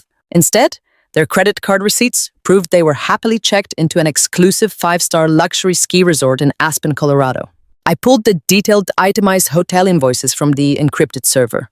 The receipts clearly showed thousands of dollars in lavish room service charges and high-end couple spa treatments billed at the exact same hour the bank recorded the fraudulent loan authorization from my father's home office computer. They were literally sitting in a heated pool drinking extremely expensive vintage champagne while Jamal was digitally robbing my father's Delaware accounts. I meticulously gathered every single first-class flight record, every luxury hotel invoice, and every exorbitant restaurant receipt. I compiled a flawless geographical map of Jamal's exact whereabouts over the past 36 months. The undeniable documentation proved he was consistently thousands of miles away, enjoying luxury vacations on the exact days he claimed my father was signing complex financial documents in his presence. However, Jamal might still attempt to spin a pathetic lie. He might hire his sleazy contingency lawyers to claim that a faceless international internet scammer had hacked the accounts and stolen the funds. He might try to completely distance himself from the actual keystrokes that ruined the estate. I needed the undeniable digital fingerprints to seal his absolute fate. I reached back out to Elena, the brilliant lead investigator from the forensic accounting firm, and requested the raw internet protocol logs for every single unauthorized bank transfer. I needed to see exactly how the $8 million had moved from the forged credit lines into the fake Cayman Islands shell company. The tracking data came back to my secure portal within the hour, and it was the single most devastating piece of evidence I had ever laid my eyes on. Jamal had not used a highly secure encrypted proxy network to mask his location. He had not used a burner computer at a random local coffee shop. His arrogance had made him incredibly sloppy. He had executed 47 distinct fraudulent wire transfers directly from the dedicated private wireless network of their own primary residence. The digital trail led straight to their front door. But the absolute worst part, the specific detail that made my blood run completely cold, was the individual device identification numbers. The complex digital logs explicitly proved that over half of the massive offshore transfers were not just executed from their home internet connection. They were executed directly from Savannah's personal registered laptop computer. I sat back in my chair staring at the glaring numbers on my screen as a deeply unsettling realization washed over me. Savannah had always played the utterly innocent and completely ignorant victim whenever the topic of Jamal's finances came up. She constantly claimed to her friends and her internet followers that she had absolutely no idea how her brilliant husband made his millions. She simply loved spending his money. But the internet protocol logs told a completely different, brutal story. She was not just a clueless, spoiled wife blindly enjoying the spoils of a successful venture capitalist. Her personal computer was the literal weapon used to systematically drain our dying father's estate. Even if Jamal had simply borrowed her laptop to make the illegal offshore transfers, Savannah was now legally entirely exposed to the severe federal crimes. She had gladly, happily lived off the stolen $8 million for 3 years. She had constantly bragged about her massive, overflowing wealth to millions of strangers on social media, explicitly documenting her purchases. She had driven the luxury sports cars, worn the exclusive designer clothes, and completely funded her arrogant lifestyle with money explicitly stolen from a highly vulnerable dying man. By gathering this irrefutable proof, I was no longer just building a simple embezzlement case against Jamal. I was constructing a massive, undeniable case for federal elder financial abuse, and Savannah was now completely inextricably tied to it as a willing accessory. Elder financial abuse is not a simple civil dispute that can be settled with a slap on the wrist. It is a severe, heavy federal felony that carries incredibly long mandatory prison sentences and total asset forfeiture. Savannah thought she could hire a sleazy litigation attorney to intimidate me into surrendering my legitimate $50 million trust. She wanted to destroy my quiet accounting career and leave me completely bankrupt sleeping on the streets. She had proudly announced to the entire world that she was cutting the dead weight from her life. I felt absolutely zero guilt as I highlighted her specific laptop identification numbers and linked them directly to the Cayman Islands shell company. Any lingering sense of familial loyalty I might have once held for my older sister had been entirely washed away the moment she forced me out into the freezing rain with black garbage bags. She had chosen her path of incredible cruelty and boundless greed. Now, she would absolutely have to face the terrifying consequences of her horrific actions. I spent the entire night organizing the mountain of highly explosive evidence. I created a perfectly structured, massive physical binder. I placed the forged signature applications next to the corresponding hospital hospice records. I aligned the luxury Aspen hotel receipts with the exact timestamps of the fraudulent bank wire transfers. Finally, I printed the detailed internet protocol logs completely highlighting Savannah's personal device history with a bright yellow marker and placed them at the very back of the binder. I snapped the heavy, 3-ring binder completely shut. It landed on my small dining table with a loud, satisfying thud. It was no longer just a collection of financial spreadsheets and medical logs. It was a perfectly designed, fully loaded legal weapon. It was the absolute kill shot. Jamal and Savannah honestly believed they were about to drag me through a decade of agonizing civil court proceedings to steal my entire future. They had absolutely no idea I was skipping the civil courts entirely and walking this flawless binder straight into the regional office of the Federal Bureau of Investigation. The mandatory mediation session was scheduled for 10 in the morning on a dreary, rain-soaked Tuesday. I walked into the neutral third-party legal offices downtown, carrying nothing but my handbag and the heavy 40-page binder I had compiled the night before. Savannah and Jamal were already sitting at the long glass conference table. They had brought the senior partner of Sterling and Vance, a slick, aggressively tanned man who looked like he specialized in completely destroying families for sport. Savannah was wearing a pristine white blazer, sipping sparkling water and looking incredibly bored by my arrival. Jamal sat next to her, checking his phone with forced casualness, but I could see the tight line of his jaw and the slight tremor in his foot. They thought this was a mere formality. They honestly believed this mediation session was simply the exact moment I would desperately surrender my $50 million trust just to make their frivolous lawsuit completely go away. The court-appointed mediator sat at the head of the table outlining the basic rules of civil negotiation. He barely got through his opening statement before Savannah's sleazy attorney completely took over the room. Mr. Vance leaned forward, folding his manicured hands and launched into a deeply offensive theatrical monologue. He talked extensively about my father's tragic mental decline. He painted a completely fictional picture of Savannah as the grieving, deeply concerned eldest daughter who only wanted to protect her family legacy from a manipulative, jealous younger sister. He stated that out of the goodness of her heart, Savannah was willing to settle this agonizing dispute today without dragging my name through a brutal public trial. His generous offer was absolute extortion. He demanded exactly 50% of the liquid trust fund and required that I personally cover all of their exorbitant legal fees. If I refused, he cheerfully promised to tie up my inheritance in the probate courts for the next 10 years, leaving me completely destitute. I sat perfectly still, letting his disgusting words wash over me. Savannah leaned back in her chair, crossing her arms and flashing me a triumphant, incredibly cruel smile. She was absolutely radiating arrogant victory. She actually believed her expensive lawyer had completely terrified me. Jamal finally put his phone away and gave me a condescending look, practically daring me to speak. He thought he was the smartest person in the room.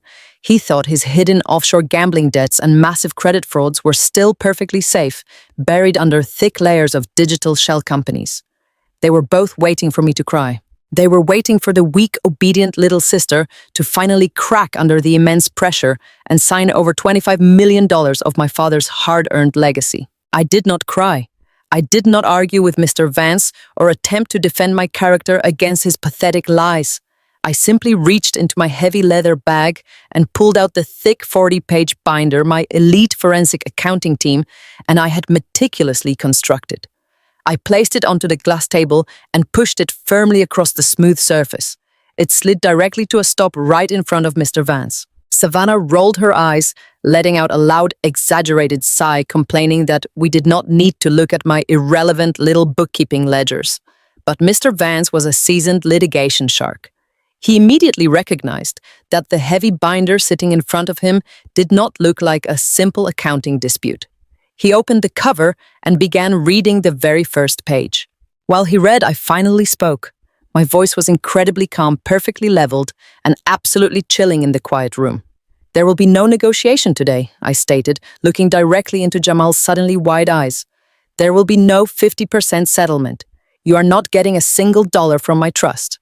What you are looking at, Mr. Vance, is a comprehensive certified forensic audit of your client's activities over the past 36 months. It contains perfectly documented proof of massive federal wire fraud, severe tax evasion, and coordinated elder financial abuse." Jamal let out a strangled gasp, half standing from his chair, but I did not stop speaking. I detailed exactly what was inside that binder. I told them about the 7 unauthorized commercial lines of credit totaling $8 million. I explained how I had legally cross-referenced my dying father's heavy hospice medication charts with the exact timestamps of Jamal's forged electronic signatures. I watched the deep, aggressive tan completely drain from Mr. Vance's face as his eyes scanned the irrefutable evidence. He was looking at official hospital records layered directly over fraudulent loan applications. Then I turned my complete attention to my sister. Savannah was no longer smiling. Her mouth was hanging slightly open in pure, unadulterated shock. I told her about the Cayman Islands shell company and the unregulated offshore gambling syndicates where Jamal had completely incinerated millions of dollars in stolen credit. And then I delivered the absolute final crushing blow. I explained that the elite forensic team had pulled the raw internet protocol logs for every single illegal wire transfer. I watched Savannah's face go entirely chalk white as I told her that over half of those massive fraudulent transfers were executed directly from her personal registered laptop while she was enjoying luxury vacations in Aspen. She was not just a naive wife. Legally, she was a fully documented accessory to a massive federal crime. The heavy silence in the mediation room was absolutely deafening. The court-appointed mediator looked genuinely horrified. Mr. Vance physically pushed his chair back away from the table, deliberately putting distance between himself and his suddenly toxic clients. He closed the binder and looked at Jamal with a mixture of absolute disgust and profound professional panic. I leaned forward, resting my arms on the cool glass table, and delivered my absolute final terms. "You are going to formally withdraw your ridiculous lawsuit and permanently drop this will contest before we leave this building today." I commanded, my voice echoing in the silent room. "Furthermore, you are going to sign a quitclaim deed legally transferring the physical family home directly to me, completely free and clear. You will retain sole ownership of the Red Oak portfolio, and you will personally absorb the entire $15 million of toxic corporate debt your husband illegally manufactured." Savannah let out a terrified, sobbing gasp, shaking her head wildly. "We cannot pay that," she cried out, her voice breaking. "We will lose absolutely everything." Jamal was entirely speechless, paralyzed by the absolute destruction of his fraudulent empire. "You have exactly 5 minutes to sign the withdrawal and the property transfer," I told them, checking my watch, with absolute terrifying indifference. "If you refuse, or if you try to drag this out for a single second longer, I will walk out of this room and forward that entire 40-page binder directly to the Federal Bureau of Investigation and the Internal Revenue Service. You will both be arrested for severe elder financial abuse before dinner time. You can either walk away with a massive unpayable debt and sleep on the streets, or you can absolutely go to federal prison for the next 20 years. The choice is entirely yours." The 5 minutes I gave them felt like an absolute lifetime to them, but to me it was the sweetest silence I had ever experienced. I sat perfectly upright and watched the digital clock on the wall of the sleek mediation room. Every passing second was another heavy nail driven straight into their coffin. Savannah was hyperventilating her pristine white designer blazer, suddenly looking like a restrictive straitjacket. She kept muttering under her breath that it was a trick, that I was completely bluffing, and that her brilliant husband would fix it. But Jamal was not looking at me. Jamal was staring at the heavy 40-page binder sitting squarely on the polished glass table. He was staring at the highlighted internet protocol logs that explicitly tied the massive fraudulent offshore wire transfers directly to his wife's personal laptop computer. You could practically see the gears grinding and snapping in his desperate mind as the sheer absolute terror of federal prison completely overrode his arrogant venture capitalist persona. Jamal was a coward at his absolute core. He was a small, pathetic man who built his entire life on borrowing other people's money and stealing other people's identities while wearing expensive velvet suits. When cornered, a true coward does not stand and fight for the people he claims to love. A true coward immediately sacrifices whoever is standing closest to him to save his own skin. Jamal slowly pushed his chair back from the glass table, the metal legs scraping loudly against the hardwood floor. He did not look at his wife. He looked directly at the court-appointed mediator and then at Mr. Vance, who was already silently zipping up his expensive leather briefcase. "I did not do this," Jamal said, his voice shaking wildly and pitching up in panic. "I am completely innocent here." Savannah stopped hyperventilating and snapped her head toward him, her tear-streaked face twisted into a mask of pure, unadulterated confusion. "What are you talking about, Jamal?" she gasped, her voice trembling with rising panic. Jamal raised his hands defensively, physically leaning his body away from her as if she were carrying a deadly disease. "I am telling the absolute truth," he stammered, his eyes darting frantically around the room, avoiding her gaze entirely. "I was just following her orders."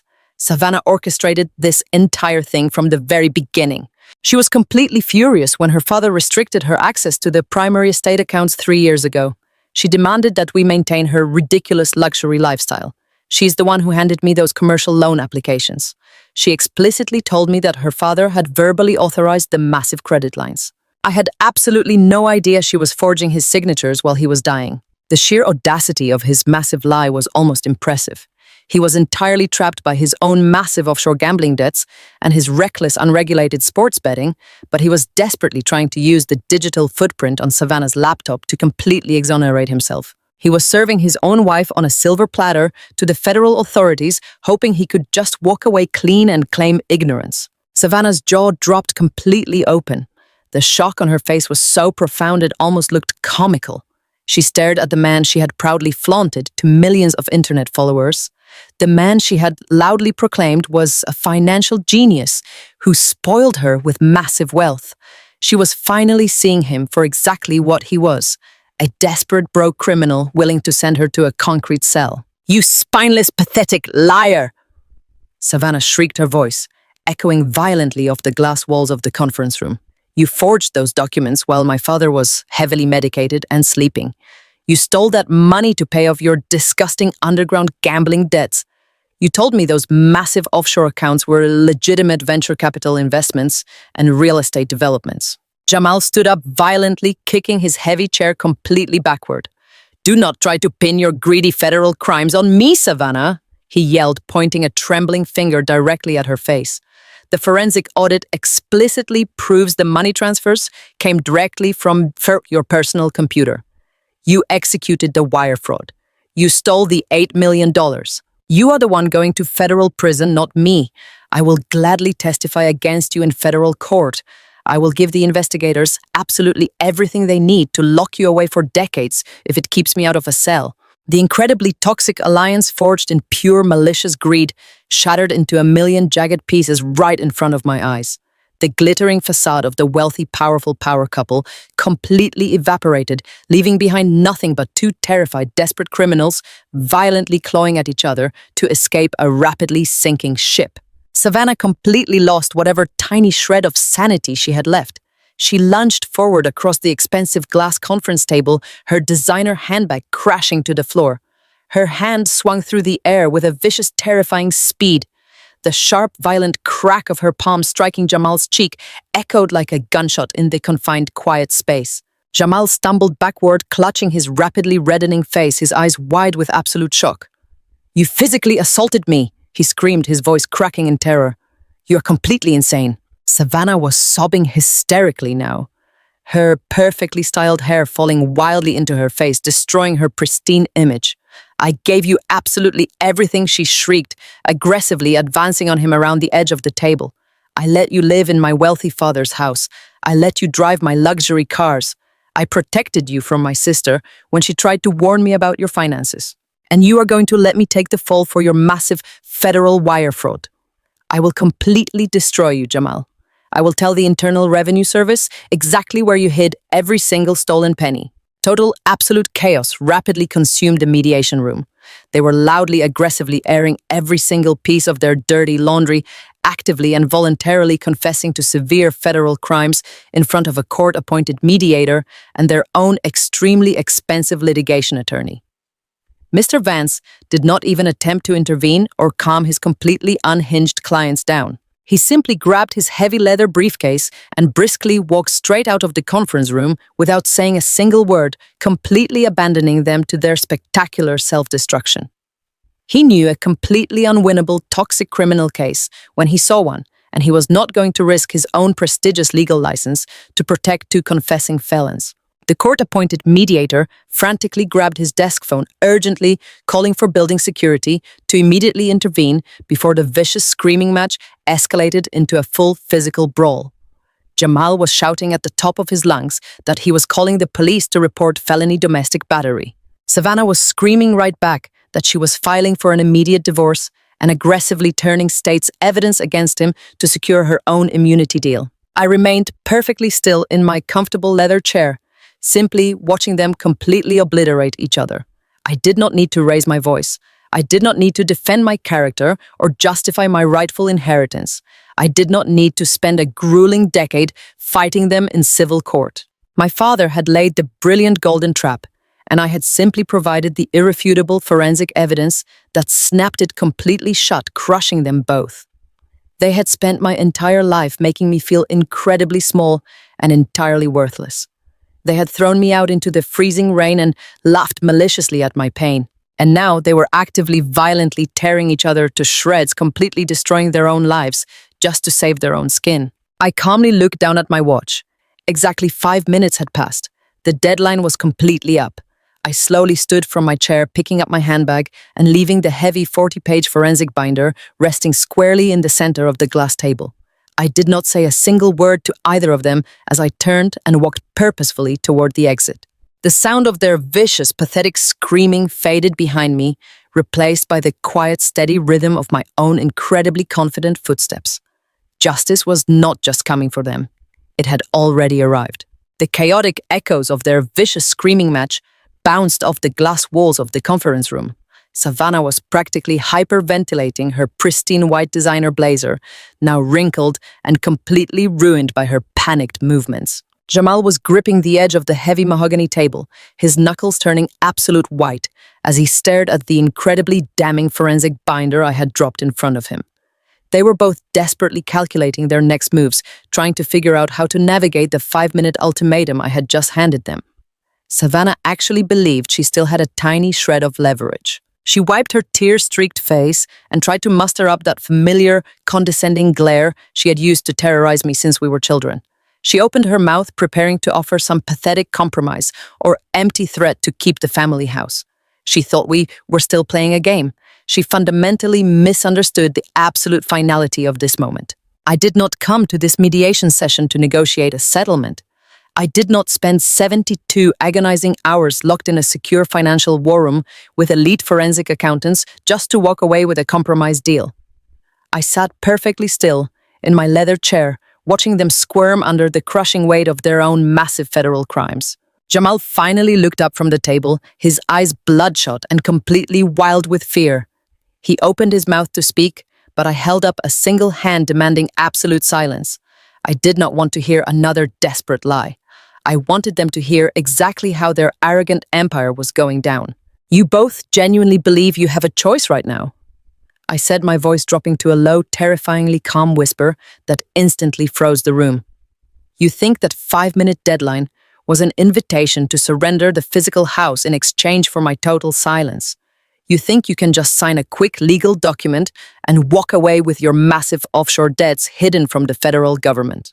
I watched Savannah swallow hard, her throat clicking audibly in the dead silent room. I leaned forward, resting my arms gracefully on the cold glass table. That 5-minute window was not a negotiation, Savannah, I told her plainly. It was simply a psychological courtesy.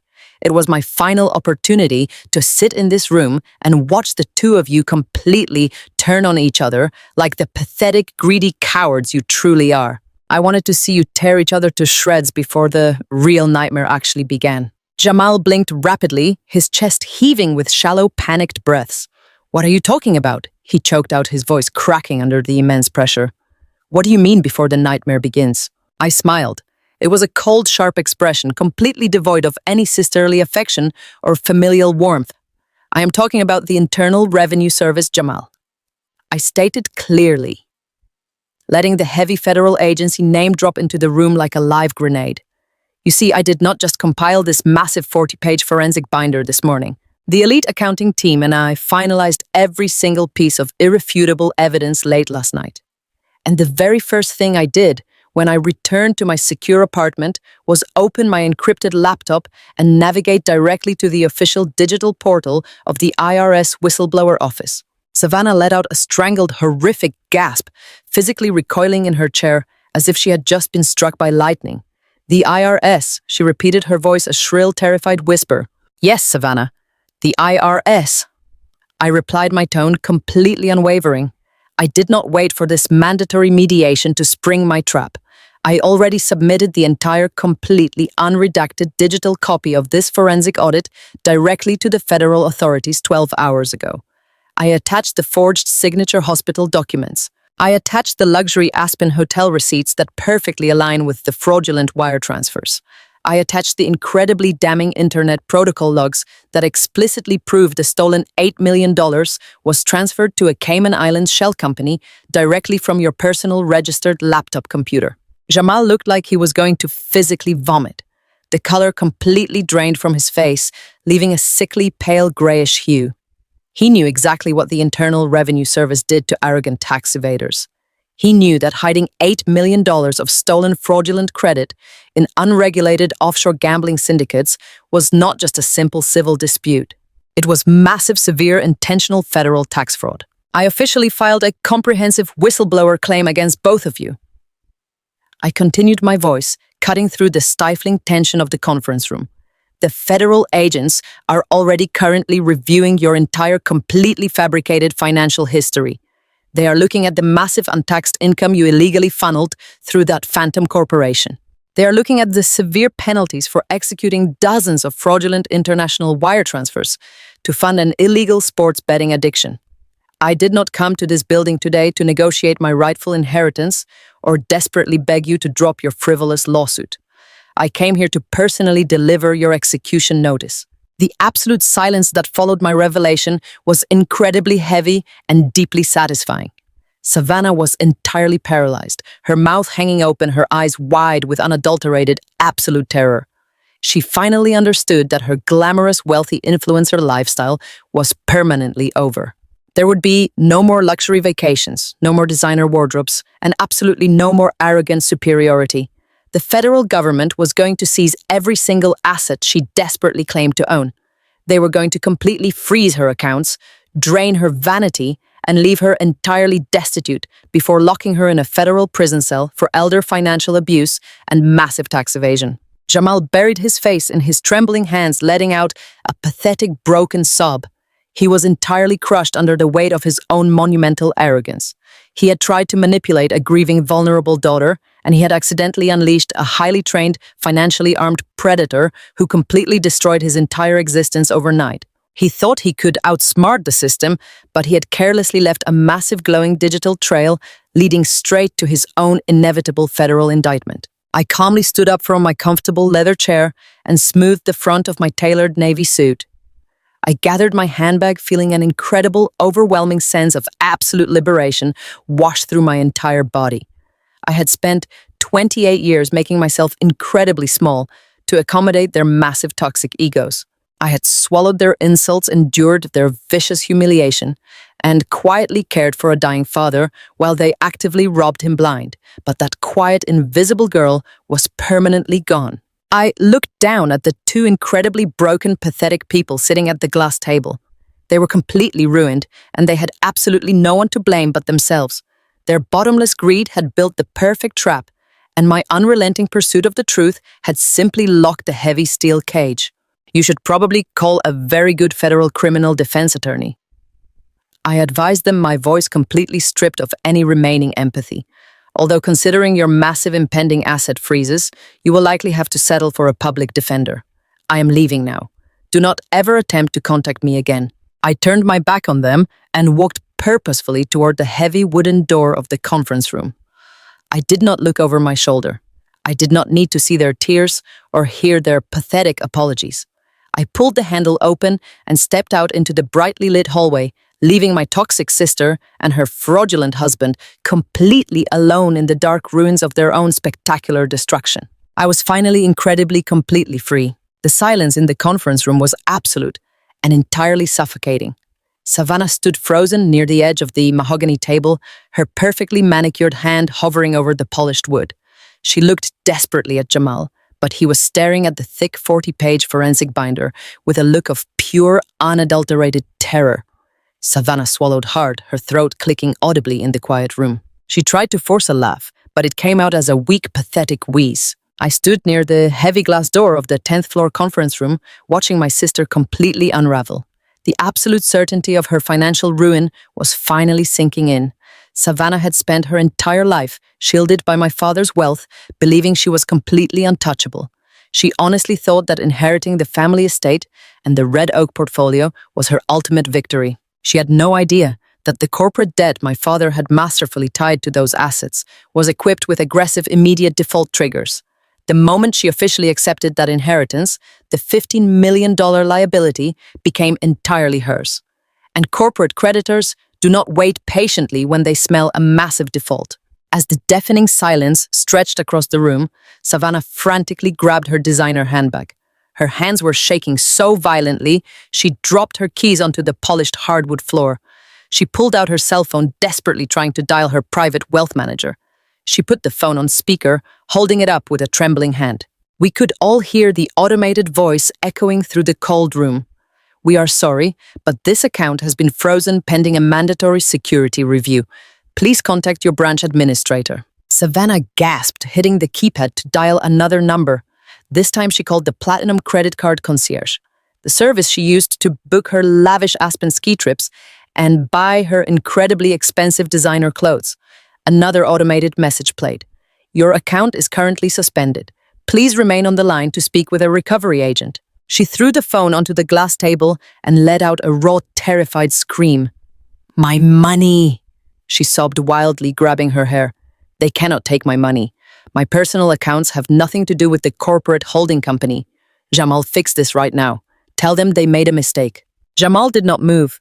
He stood completely frozen near the expensive leather chairs, staring blankly at the floor. He knew exactly how the banking system worked when severe federal fraud was involved. When my elite forensic accountants forwarded that massive 40-page binder to the Internal Revenue Service and the federal authorities, it triggered an immediate catastrophic financial lockdown. The banks did not just freeze Jamal's offshore gambling accounts. Because Savannah had officially inherited the toxic Red Oak portfolio and his $15 million of heavily leveraged debt, the creditors had executed an immediate emergency injunction. They instantly seized absolutely everything attached to her social security number to mitigate their massive impending losses. Every single checking account, every savings fund, every platinum credit card she possessed was completely, entirely locked down. Savannah stumbled away from the conference table, her breathing rapid and shallow. She walked aimlessly toward the massive floor-to-ceiling windows that overlooked the busy downtown streets from the 10th floor of the law firm.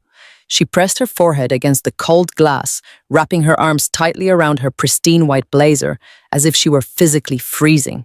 She was desperately trying to wake up from a nightmare that was completely, entirely real. I walked slowly toward the window, standing a few feet away from her. I did not say a single word. I simply looked down at the sprawling executive parking lot 10 stories below us. Savannah had always demanded the very best of absolutely everything. She had insisted on parking her prized possession right in the front row of the VIP visitor lot, where everyone walking into the high-end legal building could admire it. It was a brand new, gleaming white Porsche Cayenne. She had purchased it just 3 weeks ago using a massive cash down payment she had illegally siphoned from my father's accounts before his death.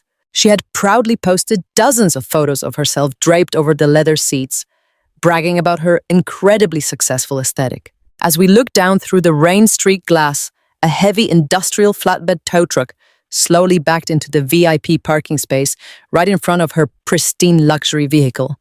Savannah let out a sharp, horrific gasp, her breath fogging the window pane. "No," she whispered, pressing both hands flat against the thick glass. "No, no, no, that is my car. They cannot touch my car." Down in the parking lot, a burly man in a bright yellow rain slicker stepped out of the tow truck. He completely ignored the pouring rain as he calmly casually hooked heavy steel chains directly to the front axle of the gleaming white Porsche. He was a professional repossession agent executing an immediate asset seizure order from the frozen bank accounts. He did not care that the car belonged to a wealthy, glamorous influencer. He only cared about the massive default notice blinking on his digital tablet. Savannah started pounding her fists against the incredibly thick 10th floor window. "Hey!" she screamed at the top of her lungs, her voice cracking with pure hysterical panic. "Stop it! That is my car. You cannot take my car. Jamal, stop him. Go down there and stop him right now." Jamal remained standing near the conference table, absolutely paralyzed by fear and cowardice. He was not going to run down 10 flights of stairs to fight a repossession agent for a luxury car they could no longer afford. He was too busy calculating how many years he was going to spend in a federal prison cell for wire fraud. I stood perfectly still, watching the magnificent scene unfold below. The tow truck driver efficiently operated the hydraulic winch. The front end of the beautiful, expensive Porsche was violently yanked up into the air, the tires leaving the wet pavement. Savannah continued to scream and hammer her hands against the unyielding glass, leaving greasy smudges across the pristine surface. She looked completely unhinged, an absolutely pathetic shadow of the arrogant golden child she had been just an hour ago. The flatbed tilted upward securely, locking the luxury vehicle into place. The driver climbed back into the cab of the truck, and without a single backward glance, he pulled out of the VIP parking lot, merging seamlessly into the busy downtown traffic. The white Porsche disappeared down the rain-slicked street, taking Savannah's entirely fake, glamorous lifestyle with it. She collapsed against the window frame, sliding down the glass until she hit the floor. She sat there on the expensive carpet of the sleazy law firm, completely ruined, sobbing uncontrollably into her hands. The golden life she had violently stolen from our dying father was officially repossessed. Every single thing she thought made her superior, every designer label, every luxury vehicle, every high society status symbol was entirely completely gone. I looked down at her pathetic, crumpled form. I did not feel a single ounce of pity. I did not feel the urge to comfort her or offer her a shoulder to cry on. I remembered the freezing, pouring rain on the night she and Jamal had violently locked me out of my own family home.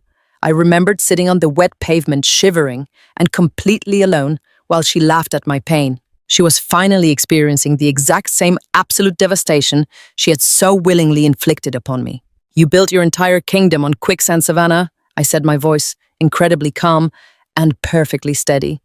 "And now the tide has finally come in." I turned away from the massive window and walked deliberately out of the conference room. My footsteps echoed softly in the quiet, carpeted hallway as I headed straight toward the elevator bank. I pressed the button to go down to the lobby, leaving Savannah and Jamal trapped together on the 10th floor, completely surrounded by the absolute ashes of their arrogant greed. The elevator doors opened with a soft, pleasant chime, and I stepped inside, stepping completely beautifully into the rest of my completely liberated life. 3 days passed since the explosive mediation session. I was quietly settling into my brand new luxury penthouse condo right in the heart of the city. It was a completely secure, immaculate building with massive floor-to-ceiling windows, a dedicated concierge, and a private secure elevator. It was exactly the kind of beautiful safe harbor my father had envisioned and meticulously planned for me. It was late Friday evening, and a massive, brutal winter storm was violently rolling through the city. The heavy, freezing rain was lashing aggressively against the thick glass of my warm, brightly lit living room. I was sitting on my plush velvet sofa, sipping hot tea, and feeling an incredibly profound, absolute sense of peace. Then the security intercom from the lobby buzzed loudly, breaking the quiet solitude. The night concierge sounded incredibly hesitant and deeply apologetic when he spoke through the speaker. He told me there was a woman standing in the lobby who was completely drenched and frantically crying, making a massive public scene. She was desperately demanding to see me and aggressively claiming that she was my sister. I knew exactly who it was immediately. I did not panic, and I did not feel a single ounce of anxiety. I simply told the concierge to send her up to my floor. I walked slowly to my heavy solid oak front door and waited in the quiet, warm glow of my entryway. The soft electronic ding of the private elevator echoed in the hallway outside. Slow, dragging, completely defeated footsteps approached my door. When the knock finally came, it was not the arrogant, demanding pounding I was so used to hearing from her. It was a weak, desperate, pathetic tapping. I slowly reached out, turned the heavy brass deadbolt, and pulled the door wide open. The sight standing before me was something I will absolutely never forget for the rest of my life. Savannah was standing in the brightly lit hallway, completely dripping wet. The freezing rain was literally running off her nose and chin. Her famously expensive styled hair was plastered to her face in greasy, tangled, ruined strands. Her high-end designer clothes were completely soaked through, clinging awkwardly to her violently shivering frame. But the most stunning, incredibly satisfying detail was what she was holding in her trembling hands. She was clutching a heavy black plastic garbage bag entirely filled with her wet clothes. The universe possesses an incredibly dark, beautiful sense of poetry. Just weeks ago, I had been the one standing in the freezing, pouring rain, shivering uncontrollably and holding my entire life in cheap black plastic garbage bags. She had stood in the warm, dry, glowing doorway of our father's family home and laughed directly in my face at my absolute misery. Now the roles were completely, entirely, permanently reversed. I stood in the warm, glowing entrance of my secure luxury condo wearing comfortable cashmere, looking out at the ruined woman who had viciously tried to destroy me. Savannah looked up at me, her eyes bloodshot red and completely swollen from days of hysterical crying. Her teeth were physically chattering from the bitter cold. "Harper, please," she sobbed, her voice cracking into a pathetic, ragged wheeze. "Please let me in, Harper. I have absolutely nowhere else to go." They locked me out. The bank sent federal marshals and they changed all the locks on the estate this morning. They froze my last emergency credit card. They took absolutely everything from me. I looked at her without a single ounce of pity. "Where is your brilliant, wealthy husband, Savannah?" I asked, keeping my voice incredibly calm and perfectly flat. Savannah let out a loud, agonizing wail, dropping the heavy, wet garbage bag onto the pristine hallway carpet. "Jamal is gone," she choked out, hot tears streaming down her pale, freezing face mixing with the rain. The second we left the mediation building, he went back to the house, packed a single duffel bag, stole my diamond jewelry, and drove straight to the airport. He took a one-way flight out of the country. He completely abandoned me, Harper. He left me to face the federal investigators and the IRS entirely alone. I have absolutely nothing left. They are going to put me in federal prison. She physically collapsed, falling directly to her knees right there in the hallway. She wrapped her arms tightly around her stomach, rocking back and forth on the floor. "I just need a safe place to sleep," she actively begged, looking up at me with wild, desperate, terrified eyes. "Just the couch. Harper, just for one night, I promise. I just need a small loan to hire a criminal defense attorney. You have the $50 million trust. You have so much money now. You can afford to help me. We are sisters, Harper. We are family. You cannot just leave me out here in the freezing cold. Please have some mercy. Please, do not do this to me." I looked down at her pathetic, crumpled form groveling on the floor. I remembered the exact words she had spoken to me when she gleefully threw me out into the storm. I remembered her telling me I was a useless burden and a pathetic loser. I kept my posture completely rigid and my voice incredibly steady. "You made your choice, Savannah," I said, stating the absolute undeniable facts. "You eagerly threw me away for money that did not even exist. You enthusiastically participated in robbing our dying father while he was suffering. You are not my family. You are just a greedy, desperate criminal who finally got caught and abandoned by her equally criminal husband." "But Harper, please!" she shrieked, reaching out a trembling hand toward my shoes. "I am your sister. I am not giving you a single dollar, and you are absolutely not sleeping in my home," I told her, staring directly into her weeping eyes. "Figure it out yourself." I reached for the heavy brass handle of my front door. Savannah lunged forward, screaming my name and desperately clawing at the empty air. I took a deliberate step backward, entirely out of her desperate reach. I looked her directly in the eyes one last time, letting her see the complete absence of mercy in my gaze. I pulled the heavy solid oak door completely shut. The deadbolt clicked into place with a loud final undeniable snap, permanently locking her out in the cold. I stood in the warm glowing entrance of my secure luxury condo and looked down at the pathetic shivering mess that used to be my older sister. Savannah was still kneeling on the expensive hallway carpet, clutching that dripping black plastic garbage bag like it was a life preserver. The incredibly expensive designer mascara she always bragged about was running down her cheeks in thick, dark, muddy streaks. Her teeth were chattering so violently I could hear them clicking over the sound of the rain beating against the lobby windows down the hall. She looked up at me with those wide, terrified eyes, expecting me to suddenly break. She was waiting for the familiar, obedient little sister to rush forward, wrap her in a warm towel, and magically fix the absolute catastrophe she had actively created. But that version of me was completely dead, and Savannah had absolutely no idea how to navigate the woman who had taken her place. I did not bend down to help her up.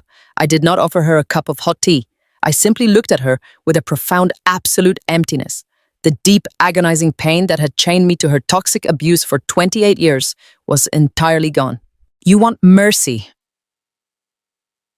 "Savannah," I asked, my voice echoing with an incredibly calm, devastating precision. "You want to talk about family now that you have absolutely nothing left?" She nodded frantically, wiping the muddy rain and tears from her face. "Yes, Harper, please," she whimpered, reaching out a trembling hand. "We are sisters. We share the exact same blood. You are the only family I have in the entire world." I stepped back out of her reach, looking down at her extended hand. "Blood does not make you family, Savannah," I told her, letting the absolute truth sink deeply into the quiet hallway. "Blood is just a biological accident. Family is what you choose to build. Family is showing up when things are incredibly difficult. Family is sitting by a dying father's bed for 5 exhausting years, while he forgets his own name. Family is not throwing your completely terrified younger sister out into a freezing storm with her entire life shoved into trash bags just because you are greedy." Savannah let out another loud, agonizing sob, burying her wet face in her hands. "I did not know," she wailed. "I did not know Jamal was stealing the money. I did not know he was going to ruin us." "You did know, Savannah," I corrected her, my voice dropping to a low, steady, completely unshakable tone. "You absolutely knew exactly who you were marrying, and you completely encouraged it. You knew those offshore accounts were entirely fraudulent because you let him use your personal laptop to steal from a dying man. You actively chose the designer clothes and the luxury ski trips over basic human decency. You wanted the glorious Golden Kingdom so incredibly badly that you did not care who you had to completely destroy to claim it. You chose an illusion over reality. You chose a deeply pathetic coward over a sister who actually loved you. And now you have to live entirely within the absolute ruins of your own incredibly vicious choices." "But I am going to be homeless, Harper," she cried, her voice cracking into a desperate shriek. "The federal agents seized my bank accounts. They are going to arrest me. I am going to end up sleeping on the wet concrete. You cannot just leave me here." I calmly reached into the pocket of my comfortable cashmere cardigan. I did not feel angry. I did not feel a sudden rush of cruel, vindictive triumph. I simply felt an overwhelming, incredible sense of finality. I pulled out a single crisp $100 bill and held it out toward her. Savannah stared at the money, her eyes widening in pure disbelief. "Take it," I commanded, my voice completely stripped of any remaining emotion. "There is a cheap roadside motel exactly 3 miles down the interstate. That $100 will cover a single night in a dry room. It is significantly more mercy than you ever showed me when I was begging you for a place to stay." She slowly reached up with a violently trembling hand and took the crisp green bill from my fingers. She looked at the money and then she looked back up at me, finally realizing that this was the absolute end. There would be no dramatic reconciliation. There would be no magical financial rescue. I was completely finished saving her. "Use the night to call a public defender, Savannah," I advised her, stepping slowly back into the beautiful warm foyer of my luxury penthouse. "Because tomorrow morning, the federal agents are going to find you, and your completely fake golden life will be permanently over." I reached for the heavy brass handle of the solid oak door. Savannah opened her mouth to scream my name one last time, but she was entirely too late. I pulled the heavy door completely shut, severing the toxic connection forever. The deadbolt slid into place with a loud, incredibly satisfying mechanical click, echoing loudly through my silent, beautiful apartment. The vicious cycle of abuse was entirely permanently broken. I walked over to my massive floor-to-ceiling windows, looking out at the raging storm, safely, completely, and wonderfully warm. 6 months have passed since that stormy night. The incredible silence that followed the closing of my front door was the beginning of my actual life. Jamal did not make it very far on his desperate one-way ticket. You cannot simply run away from the Federal Bureau of Investigation and the Internal Revenue Service when they have a perfectly documented 40-page forensic roadmap of your entire criminal existence. Federal marshals apprehended him trying to board a connecting flight in a foreign airport exactly 3 days after he fled. He is currently sitting in a maximum security federal detention center, awaiting a trial that will inevitably end in a massive mandatory prison sentence. There were absolutely no high-priced defense attorneys willing to take his deeply toxic case. Savannah, on the other hand, did not go to prison. The federal prosecutors offered her a very strict immunity deal in exchange for her full cooperation and complete testimony against her husband. But immunity from prison does not mean immunity from consequences. The creditors immediately seized the Red Oak portfolio and completely foreclosed on the physical family estate, exactly as Attorney Davis had warned. Her frozen bank accounts were entirely liquidated to pay massive federal fines. Today, the woman who used to flaunt designer handbags and exclusive luxury vacations to millions of internet followers is currently working a minimum wage retail job at a discount department store just outside the city. She spends her long days folding cheap sweaters and her nights sleeping in a cramped rented room, desperately trying to pay down the crushing mountain of debt she so willingly inherited. The completely fake glamorous kingdom she tried to steal is permanently entirely gone. As for me, I did not keep the $50 million trust entirely for myself. My father was a brilliant, hardworking man who believed in building things that actually mattered. To honor his true, genuine legacy, I used a significant portion of the funds to officially repurchase our foreclosed family estate directly from the bank. I did not move back into it. Instead, I completely renovated the massive property and officially transformed it into the sterling Safe Harbor Foundation. It is now a fully funded charitable organization dedicated to providing secure housing and essential medical resources for at-risk youth and vulnerable elderly citizens who have been abandoned by their families. I still live in my quiet luxury penthouse downtown. I still run my highly successful accounting firm. I am incredibly thriving, deeply respected, and entirely free from the toxic abuse that defined my childhood. I have built a massive fortune, but more importantly, I have built a life completely filled with actual peace. Every time I drive past the foundation and see the warm glowing lights shining from my father's old study, I know I made the absolute right choice. He wanted to leave me a safe harbor, and I simply decided to open its doors to the people who truly need it. Blood does not make a family. Respect, loyalty, and basic human decency make a family. You do not owe your presence to toxic people just because you share their genetics. If you are standing in a freezing storm right now, holding your life in garbage bags while the people who are supposed to love you laugh at your pain, please know that you are absolutely strong enough to walk away. You are entirely capable of building your own beautiful safe harbor. Thank you so much for staying with me until the very end of my story. If this resonated with you, please hit that like button and subscribe to the channel. Drop a comment below telling me where you are watching from and what time it is there. I read every single one of your messages. Until next time, please remember your true worth and take incredibly good care of yourself. I used to think that love was a simple transaction. I truly believed that if I just gave enough, if I sacrificed enough, if I made myself incredibly small and perfectly compliant, then eventually the people who were supposed to love me would finally see my absolute worth. I spent years of my life bending over backward, trying desperately to earn a seat at a table where I was never actually welcome. I let them convince me that my basic needs were a massive burden and that their relentless greed was simply how a normal family operated. But sitting in my quiet, beautiful home today, looking back at the absolute wreckage they created, I finally understand the ultimate truth. The approval I spent my entire life desperately chasing was never actually real. It was an illusion carefully designed to keep me permanently trapped. It was a vicious tool they used to aggressively extract every ounce of my energy, my money, and my spirit. When you grow up as the dedicated scapegoat in a highly toxic dynamic, you are constantly told that you are the primary problem. You are rapidly labeled as difficult or entirely dramatic the exact moment you dare to ask for basic human respect. They actively gaslight you into believing that asking for simple fairness is an act of total betrayal against the family. But I am here to tell you right now that their narrative is a complete lie. The massive guilt they try to heavily place on your weary shoulders does not belong to you. It belongs entirely to them. Letting go of that manufactured guilt was the hardest and most beautiful thing I have ever accomplished. It took walking away from my own flesh and blood to finally realize what true, genuine love actually looks like. I learned the hard way that blood does not make you family, loyalty does. Blood is nothing more than a biological coincidence, but loyalty is a conscious daily choice. Boundaries are not a betrayal, they are survival.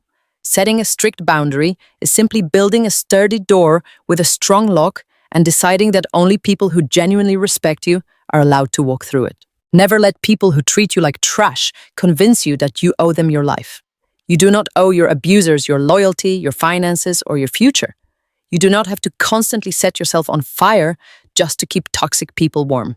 If you are watching this right now and you are carrying the heavy, crushing weight of a family that only sees your value when they need something from you, I want you to hear me clearly.